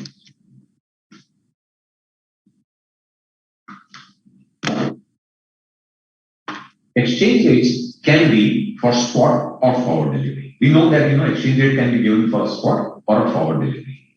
Right? So if you require the dollar immediately, then the spot rate becomes essential for you. If you require the dollar or you require any other currency, either you require it or you have to sell it, then the forward rate becomes very important. Okay. The spot rate is a rate paid for delivery within 2 business days after the transaction takes place. So whatever we are learning, we are just relearning because we have covered in our various topics and our questions. If the rate is quoted for delivery of a foreign currency at some future date, it is called the forward rate. Okay. If the rate is quoted for delivery of foreign currency at some future date, it is called the forward rate. In the forward rate, the exchange is established at the time of the contract, though the payment and delivery not required until maturity. Now, if you are going for a forward rate, you go to the bank and bank says this is the forward rate. So you enter into a contract with the bank. Either you want to purchase a foreign currency or you want to sell the foreign currency. Suppose in case of dollar, you enter into a forward rate to buy dollars or sell dollars. If you are an importer, you're going to buy them. If you are an exporter, you're going to sell those dollars. But in the forward market. So you enter into a contract with the bank. Okay? But the exact payment or delivery will happen only at the time of maturity. Payment means, suppose you're going to buy dollars, you're going to make a payment in rupees, and you're going to get dollars. Getting dollars is a delivery, making a payment in rupees is a payment. So all this will happen only at the time of maturity.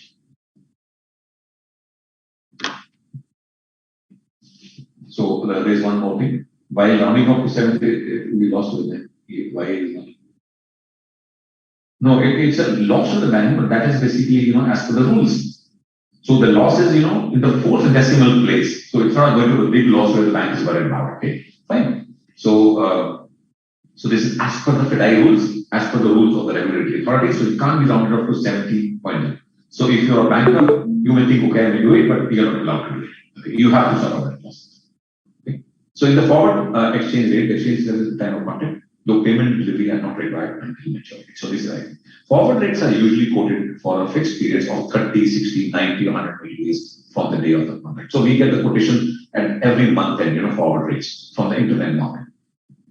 A forward exchange rate occurs when the buyers and sellers of currencies agree to deliver the currency at some future date. So foreign exchange rate, how does it occur? Because because many people they need dollars or they need foreign currency for some future date rather than spot rate. So that's why the forward rate appear in the market. They agree to transact a specific amount of currency at a specific date at a specified future date. So they say that this is the rate which I'm going to, this is the rate which is given by the bank, so there is a rate fixed for me, but this will be for a specified future date. So it can be say 15th of July, it can be for 20th of July, or it can be 15th of November, or say 7th of December. So you decide the date. You go to the bank and say that I want to enter into a forward rate agreement, either to buy or to sell foreign currency. The bank will give you the rate, so that will become the specific rate, okay? And then you will tell them that this is the amount of foreign currency I want to sell. So specified amount, specific rate, specific future date. The forward exchange rate is set and agreed by parties. Now, who are the parties who decide it? The parties are the two parties. One as as an importer or exporter, that is the customer, and the bank. They decide. Okay. Now, sometimes these rates are negotiable between the bank and the customer. So there is a large transaction, so the bank may be willing to forego some of its commission or margin, so they may give a lower rate. So these rates are fixed, set by the parties. Okay, at the beginning at the time when they enter into the contract. Big customers, they can always negotiate well and reduce the margins of the bank and get a better rate. So these rates, all rates can differ a little bit, few pennies here and there, and remain fixed for the contract period, regardless of the fluctuations in spot exchange rates. Now, you have fixed a rate. You are going to buy a dollar, say at 74 rupees in the month of November. Now, in the month of November, the rate happens to be 78, but you are going to pay only 74 and not 78, which is the spot rate on that day. Why? Because since you have entered into a forward rate agreement to purchase dollars in the month of November at the same rate of 74, the rate will be fixed for you. Even if the dollar goes past 74 or 78 or 79 or 80, whatever may the rate, you are going to pay only 74 rupees. That's the beauty of it. So that means you are hedging your exposure by entering into the forward rates. Forward exchange contract, now it is called a forward exchange contract, implies a forward delivery at a specified future date of one currency for a specified amount of another currency. Now, always a forward exchange contract is actually happening in a pair of currency. So it can be US dollar versus rupee, or it can be pound versus euro, or it can be euro versus dollar. So it has to be in a pair of currency, the forward contract. The exchange rate is agreed today, though the actual transaction of buying and selling will take place on the specified date only. So this we have done. So this is just a repetition of what we understood. So a currency, now some more learnings about the market, very important. Currency forward is a binding contract in a foreign exchange market that locks the exchange rate for the purchase or sale of a currency on a future rate. So this I explained you, it locks the foreign exchange rate. Now, whatever may be happening in the spot rate, it should not bother you. If you have purchased something at 74 rupees in the month of November 2021 and you have entered into a forward contract with the bank, you are going to get the dollars at 74.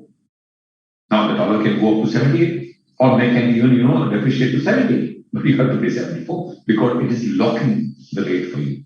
So you may gain or you may lose. If the dollar depreciates, you lose. If the dollar appreciates, you make a gain.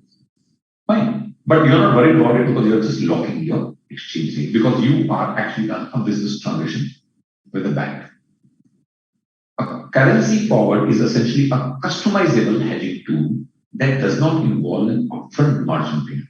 Now, this is a very important thing, and as we move forward and understand about the futures and options market, then the statement becomes more relevant with respect to that. Because when you are, there are two options. Okay, if you want, to hedge yourself and take a forward cover, so you have two choices. Either you go and do a transaction at a level of forward rate contract with the bank, okay, because you are, you either want to buy dollars or you want to sell dollars or any other currency, say in the month of November, October, whatever. So you have two choices. One, you can go to the bank, enter into a forward rate contract with them, forward contract, or you can go to the futures market and do the same thing there. Right? So you have two choices. Either you go to the futures and options market or you go to the forward market. Fine. So, but when you go to the forward market, it is a customizable hedging tool. Why it is customizable? Because you can do whatever you want. If you go to the bank and you say that I'm going to get, $1,75,530 in the month of November, I want to sell them. So bank will say, okay, we'll give you a rate. But you can't do the same thing in the futures market. Because you can't, they don't customize it. It's a standard game there. And I'll explain you what is the standard later on. You have to deal in the multiples of $1,000 in the futures market. So it has to be in the multiples of $1,000. There's a lot size. So you can't deviate from that. It's a standard thing there. Whereas in the forward market, you can do whatever you want. You can customize your transaction on a given day, and then you're not required to pay any margin. But in case of futures, you're supposed to pay a margin. Normally it's around 3% margin. I'll explain that later. So you have to deposit that money with the exchange to enter into a futures transaction. But you don't have to do that in a forward market. Okay. The other major benefit of the currency forward is that the terms are not standardized and can be tailored to a particular amount and for any maturity or delivery period, unlike exchange traded currency futures. So when you go to those currency futures, there are a lot of standard things. You have to abide by the standard rules. But in case of forward market, which is between OTC market between you and the banker, you can always define the particular day, the particular amount of dollars. So it has not to be in a multiple of $1,000. It can be any amount. Fine. It can be any odd amount also. So there is no standardization in the forward market, but in the futures market, it is standardized. Okay. And they can tailor the transaction for your need. But in stock exchange, the stock exchange cannot tailor the transaction for you because this is a standard market. So there's no tailoring is allowed. You have a ready-made stuff there. Whereas in a forward market, in a bank-to-bank transaction, when you go to the bank, it's a customizable tool. They can tailor make a transaction for you. They can make a forward contract for you, just specific to your need. So forward contracts are usually offered by commercial banks. Who offers the forward? By the commercial banks. Who offers the futures? The stock exchange. So forward contracts are offered by commercial banks. Futures are offered by the stock exchange. Banks offer the important customers a forward contracts as a part of the business. So this, they do it as a part of business. It enables the firms to engage in international trade with a limited exposure to foreign currency risk. So basically, why it is important? Because it limits the exposure of a businessman. Because dollar can appreciate or depreciate, any currency can do that. So you don't want that. If you're an importer, if the dollar appreciates, then you're going to lose. But if an exporter, if the dollar depreciates, you're going to lose. So you don't want that. So that's why you want to enter into a forward contract. Okay, to fix up the rate of dollar or any other currency. So this is some part of learning today. So we are going to now do some MCQs. Okay. Okay, fine. So on the same line, we are going to do some MCQs. So stand by for the MCQs. So first question. In an interbank market, spot rate is 75.59 oblique 6900 per US dollar and exchange margin is 0.10. Then the spot merchant rates are likely to be, and this question has to be without rounding off. Okay. Remember there, this is without a rounding off. So the question says that you don't have to round it off. So just calculate what will be the right answer out of this steps. So please don't do the rounding off to 0.0025. Okay. Just do it before rounding off. What will be the rate? And then you can even round it off and say this is the answer, but the rounding off would lead to this answer. If you want to get.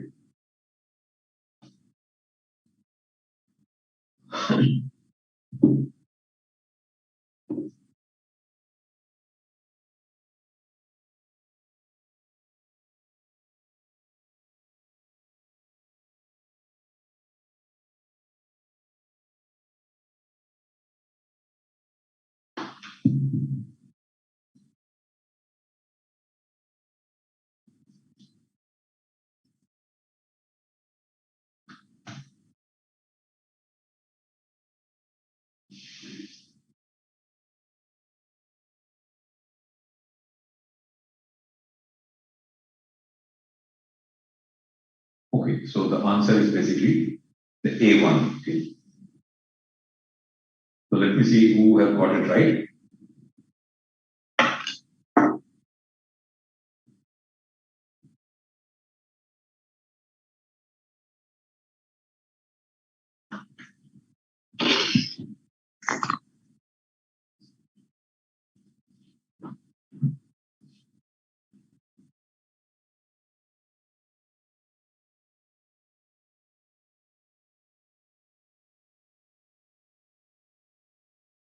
So please, answers please.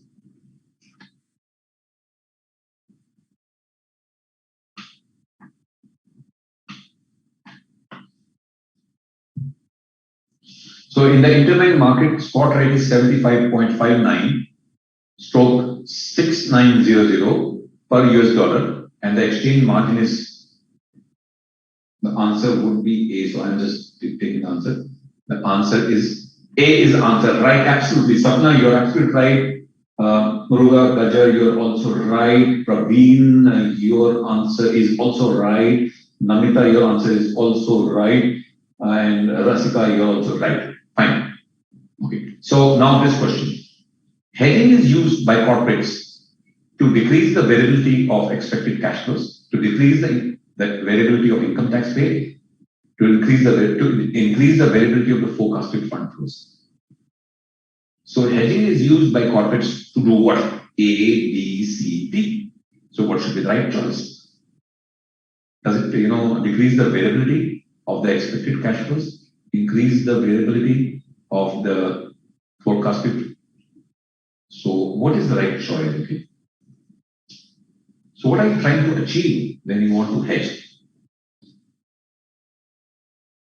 Of course, when you're hedging, you don't want negative surprises to happen. So in terms of what your cash is going to go out of your pocket. So it is basically the answer would then be decrease the variability of cash flows. Okay.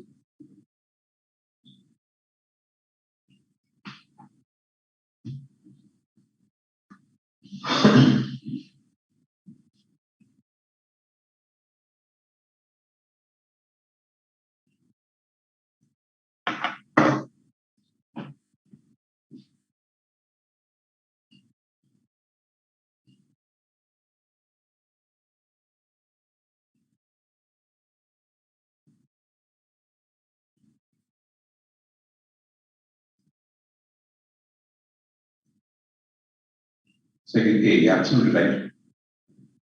Very good, Data.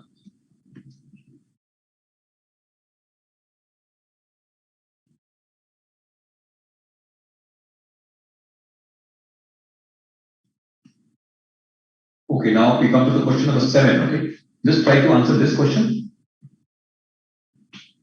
Yeah, everybody has got right. So the answer was actually 2A. Okay, Pranav, it is actually 2A was the right answer and not the D. Okay, not the D. Okay? Not the D. Increase the variability. So the question is not to increase the variability rather than decrease the variability. Okay, so now we go to the question number 7. Okay. So question number 7. Interbank exchange rates are dash which are applicable to transaction among what?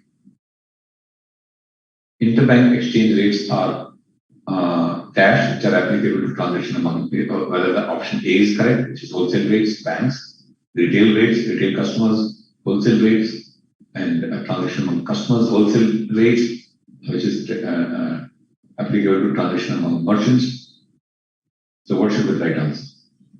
Interbank exchange rates are wholesale rates which are applicable to transaction among banks, or should retail rates, retail customers, wholesale rates to wholesale customers.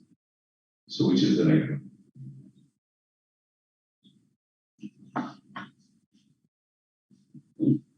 So a couple of more questions and then we'll start another slide.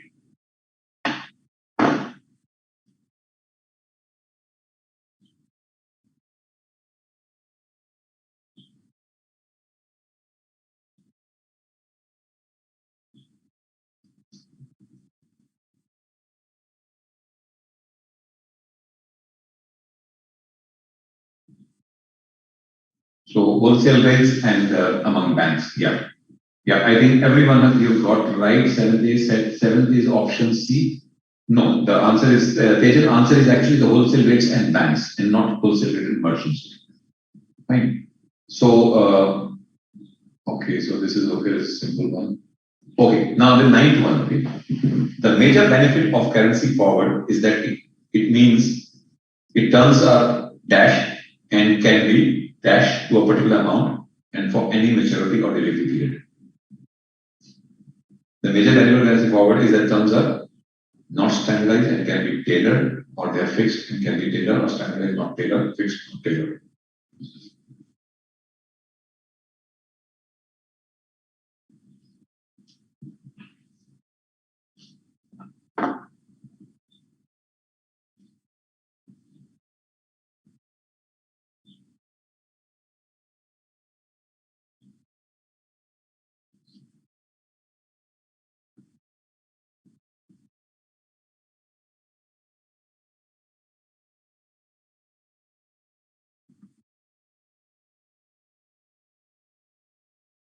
So ninth was the answer.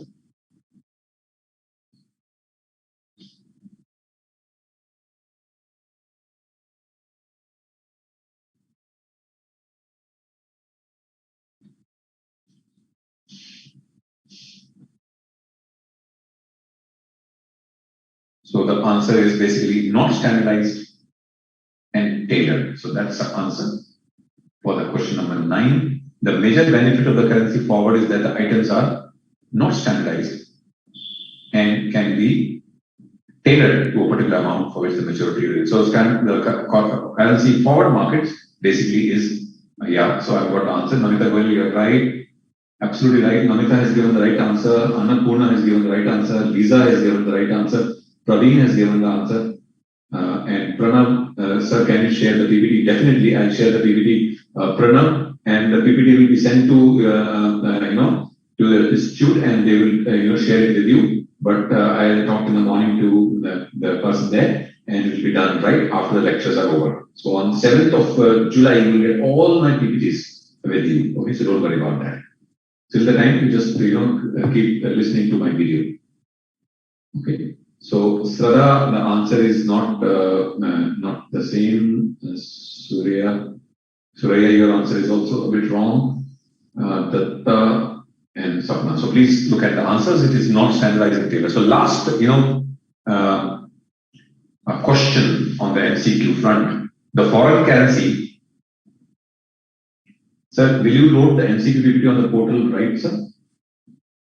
Yeah, I'll do that.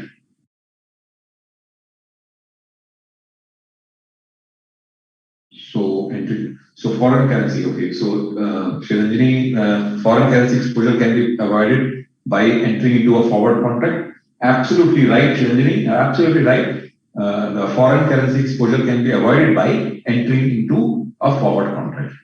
Okay, so the answer is 10th answer is A. That's that the answer.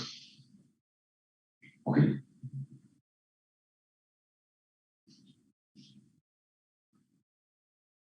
So entering into a forward contract. Absolutely right.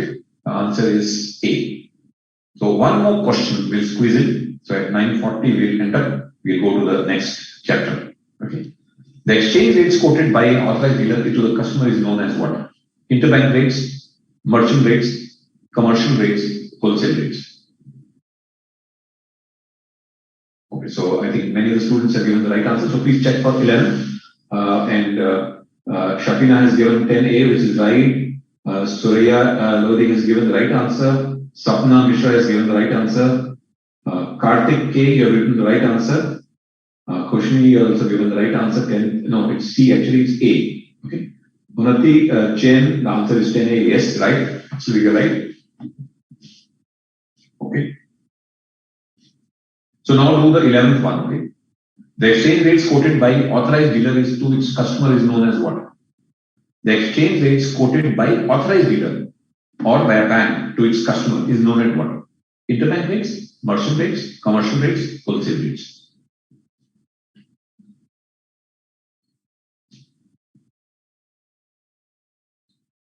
Yeah, it's merchant rates. Absolutely right. I think most of you have done it right. Namita has done it right. Praveen, you have done it right. Annapurna right. Priyadashini right. Shakila right. Ashok Kumar Devani right. Okay. So the question is answer is 11th. Okay.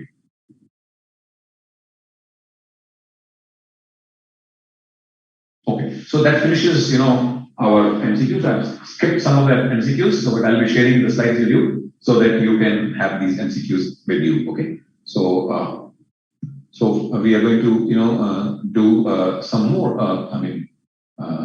Important thing.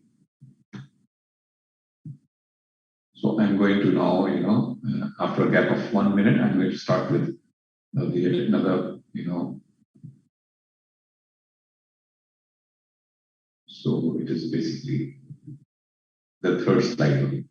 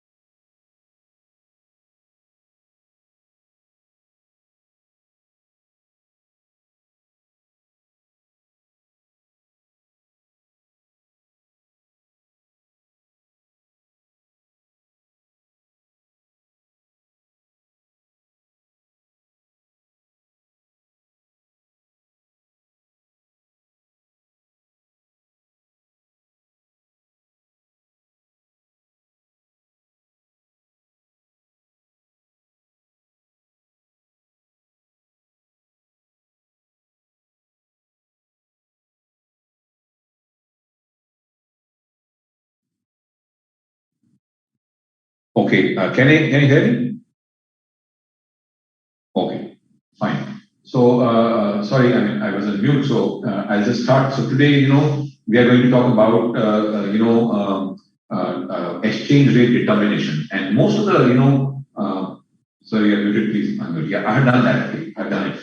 So I think now you can hear me. Okay. So exchange rate determination. So we are going to talk about, in a great length about the exchange rate determination in tomorrow's class. But just we'll, lay some foundation in today's class for the next couple of minutes. Okay, so how the exchange rates are determined. Now, many students were asking, how the forward points are determined, how the swap points are determined. So all these are the same, margin swap points and forward points.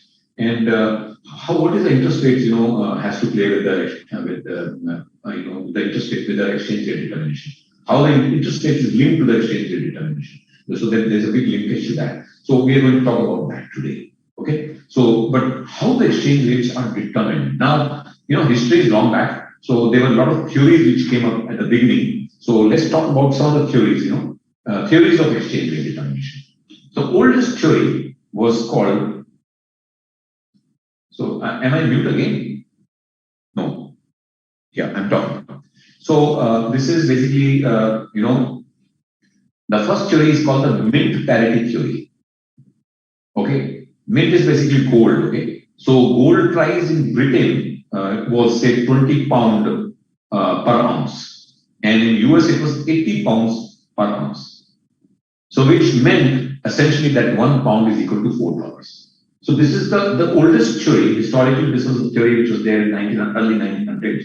So how the rates of currency was determined. This was determined on the basis of the gold prices of each of the respective countries. So this is called the mint parity theory. Now this theory is gone away now. So we no more the exchange rates are determined on the basis of gold. So according to that, the gold price in Britain was 20 pounds, $20, 20 pounds per ounce, and in US it was $80 per ounce. Then we can safely different merchant rates. So what is the difference between merchant rate and commercial rate? Okay. Now essentially the merchant rate and commercial rate will be the same. Okay, fine. But in India we or anywhere in the world we call it merchant rate.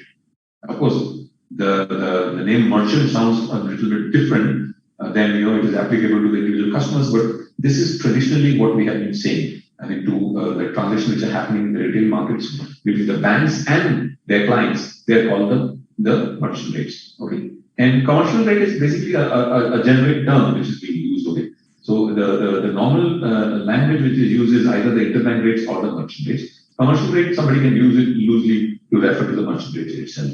Okay, fine. It will all depend on what significance we are talking about. So I'm talking about the theories of exchange rate determination. So the first theory is a mint parity theory, which is based on basically the philosophy that the interest rates, that the gold decides the rate of the exchange rates. The second is called the purchasing power parity theory. Okay, which says, like for example, if the price of a computer is $500 US in New York, and it costs 2,500 Hong Kong dollar, the same computer, okay, which is costing $500 US in New York, but with the same, computer with the same, specifications, same hard disk, RAM, whatever, it is costing 2,500 Hong Kong dollar in Hong Kong. Then the exchange rate between US and Hong Kong would be $1 is equal to 5 Hong Kong dollars. So this is based on the purchasing parity or the inflation rate differential theory, okay, which is based on the prices of the commodities prevailing in each country. Okay, because the computer was costing $500 in America and it was costing 2,500 in Hong Kong dollars, then the exchange rate will be $1 will be 5 is equal to 5 Hong Kong, 5 Hong Kong dollars. Then the third theory, which is called the international Fisher effect theory. Okay. Now this is also a very well-known theory. Okay, and the international Fisher effect theory is based on present and future risk-free nominal interest rates. So basically, this was the theory which said first that the rates of the exchange rates are determined on the basis of interest rates. Okay, fine. So then the final theory, which is now settled theory, which is called the interest parity theory, which is actually taken its roots from the international Fisher effect theory. They say that there is a strong relationship between interest rate and movement of currency values. So they say that there is a strong relationship between the interest rate and movement in currency values. Now, how the interest rate? Now, what is ounce? So it doesn't make any sense. So ounce is basically, it's like a, like we say kilogram or grams. So internationally, the word ounce is used. You can check, how many ounces equal to how many grams or kilograms on Google. So that is not so relevant here at the moment. So that's a good question, but you can just Google it up. Okay, Anna. Okay. So the interest parity theory says there is a strong relationship between interest rate and movement of currency values. So just to illustrate, suppose the interest rate in America is 2%. Okay. Now how that 2% is determined, I'm just going to talk about that. India it is 6%. Okay, because the interest rates keep changing, they never remain fixed. And how they are fixed basically is again demand and supply game of everything. So interest rates are also supply and demand determined. So interest rate, suppose for a while you just take this thing that India interest rate is 6% and US it is 2%. Now if the spot rate of dollar versus rupees is 70, so that means $1 is equal to 70, then the forward 1 year forward rate as per this theory would be 70 into 1.04. That means 6 minus 2, that is 4. So there is a 4% differential between India and US. So 1.04 is the interest rate differential. So 1.04 into 70 will give you the rate 1 year down the line. So if the spot rate is 70 rupees today, then the 1 year forward rate has to be 72.80 as per this theory. This is theory and not in practice, okay? So the theory says the rate will be somewhere around this 72.80. If you look at the exchange rate, okay, are these theories important for exams? Yes, they can be a theoretical question coming in. But we will use interest parity theory. There are a lot of practical questions to it also, okay? So from the exam point of view, just read these theories a little bit because they may ask you to explain all these theories or differentiate between international Fisher effect theory versus the interest parity theory, or give you the salient points of all these theories, so you can mention them. Okay, there are a couple more theories also on horizon, but I just picked up the most important ones and the relevant ones. Okay, so but as per the theory question comes on these to explain that. Okay, but there are big practical questions which will follow on the interest parity theory, which I'm going to explain maybe tomorrow morning. So interest parity theory says that the spot rate, if it is 70 and the interest rate differential is 4%, then the forward rate has to be very close to 72.80 per dollar. Now, how is the interest rate determined? Now, in America, the interest rate is 2%. Because if you look at the interest rates in America, if you look at 10-year government paper, a government bond in US, it is closely, if you just Google the 10-year bond rate, it will come to 1.5 or thereabout. Okay, the yield is 1.5. Fine. And in India, if you do it, it will come to very close to about 6. Okay, at the moment. But it can change. Okay, maybe about 3 years back, India's 10-year paper was selling at 8%. So that time the rate of interest was 8%, fixed deposit was very close to that. Today, if you go to a fixed deposit, to take a fixed deposit bank, they will give you a very close to about 6% or even less than that, 5.5%. Okay, so it all depends upon what is the bond rate, what is the 10-year paper rate today, and we talk about 10-year benchmark rate because one of the bond, because RBI issues bond every week, every Wednesday. Okay. Now, I'm going to explain that, Shakira, don't worry, we are going to talk about interest parity theory, for tomorrow's, most of the time tomorrow morning and today also, the rest of the period. So don't worry about it. So interest rates in America, you look at the bond rates, a 10-year bond rate, and there is a benchmark rate also because, the RBI or, US also, the bonds are issued so India is issued on every Wednesday by RBI. Okay, so there's so many bonds, 10-year bonds. So they just pick up one bond, they call it benchmark bond, okay, which is a 10-year bond. And then you look at the rate, it is very close to 6% at the moment. You look at the yield, it is very close to about 6%. The coupon rate will be maybe 5.95 or something. But today, the rate of a 10-year paper is very close to about 6%. In America, if you look at the 10-year paper, it is 1.5% or thereabout.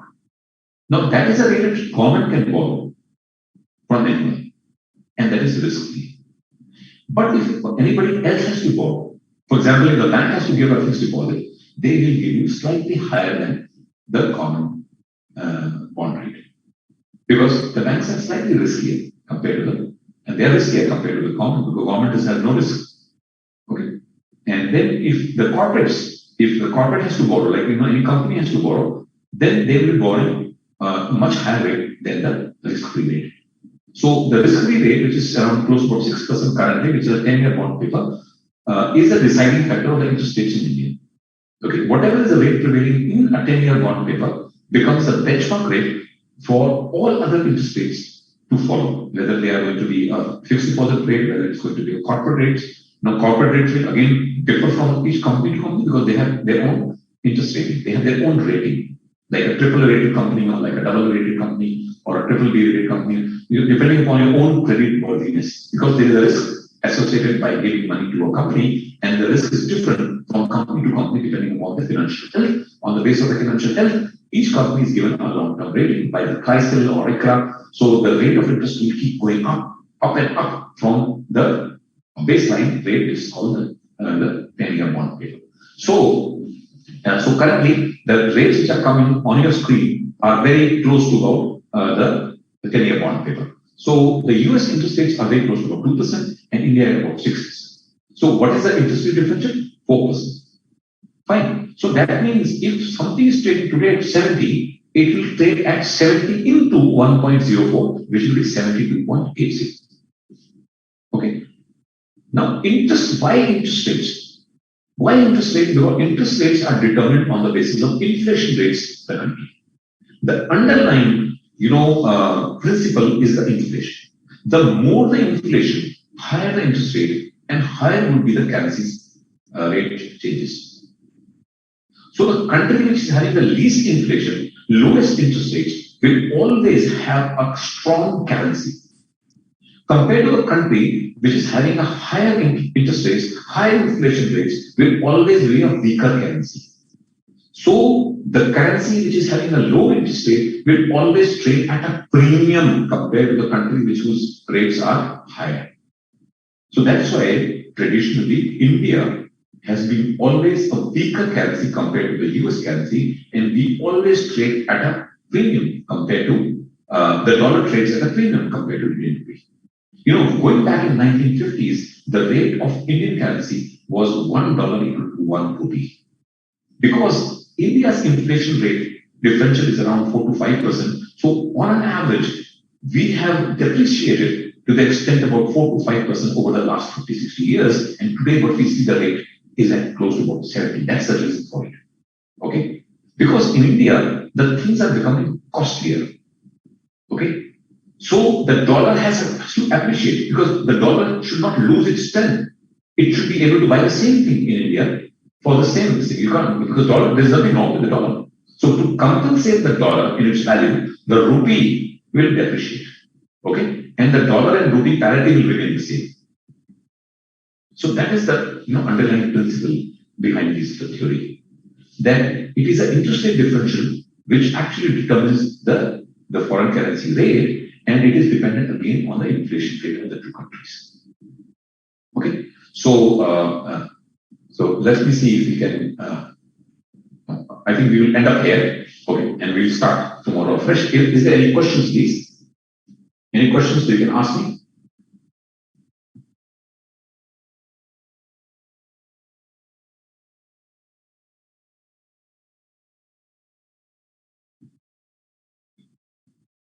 So is that Shalika, have you understood? You said interest rate parity theory.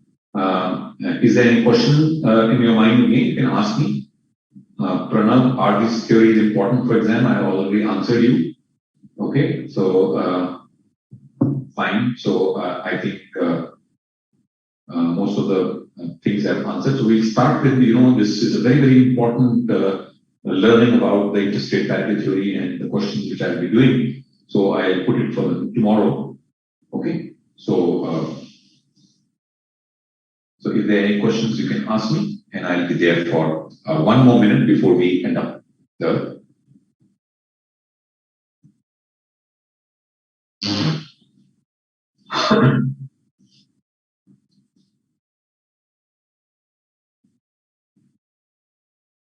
So the question was, Namita Goyal, sir, what is the difference between I FE theory, international physical effect theory. Okay. So, the international interest theory and international physical effect theory, basically, we talk about, on the nominal rates, okay, the international Fisher effect theory, which is based on the future and current interest rates, whereas, the interest rate theory talks about the theory, I mean, the nominal rates prevailing between two countries currently. Okay, so we'll talk about that more in my next lecture. What is the difference between international theory and interest rate theory? But do read it. But both the theories look almost like same, but there is a slight difference. Okay.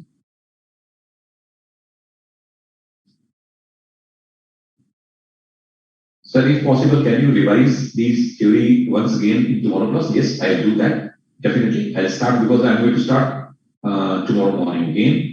So with this is the only one slide which I did today. So I'm going to repeat that again for the benefit of you everyone. Okay, and Rekila, Chalka, Sandal. Okay, yes, sir, clear. Wonderful. So that's great. So we end up the session today and see you tomorrow. See you tomorrow morning.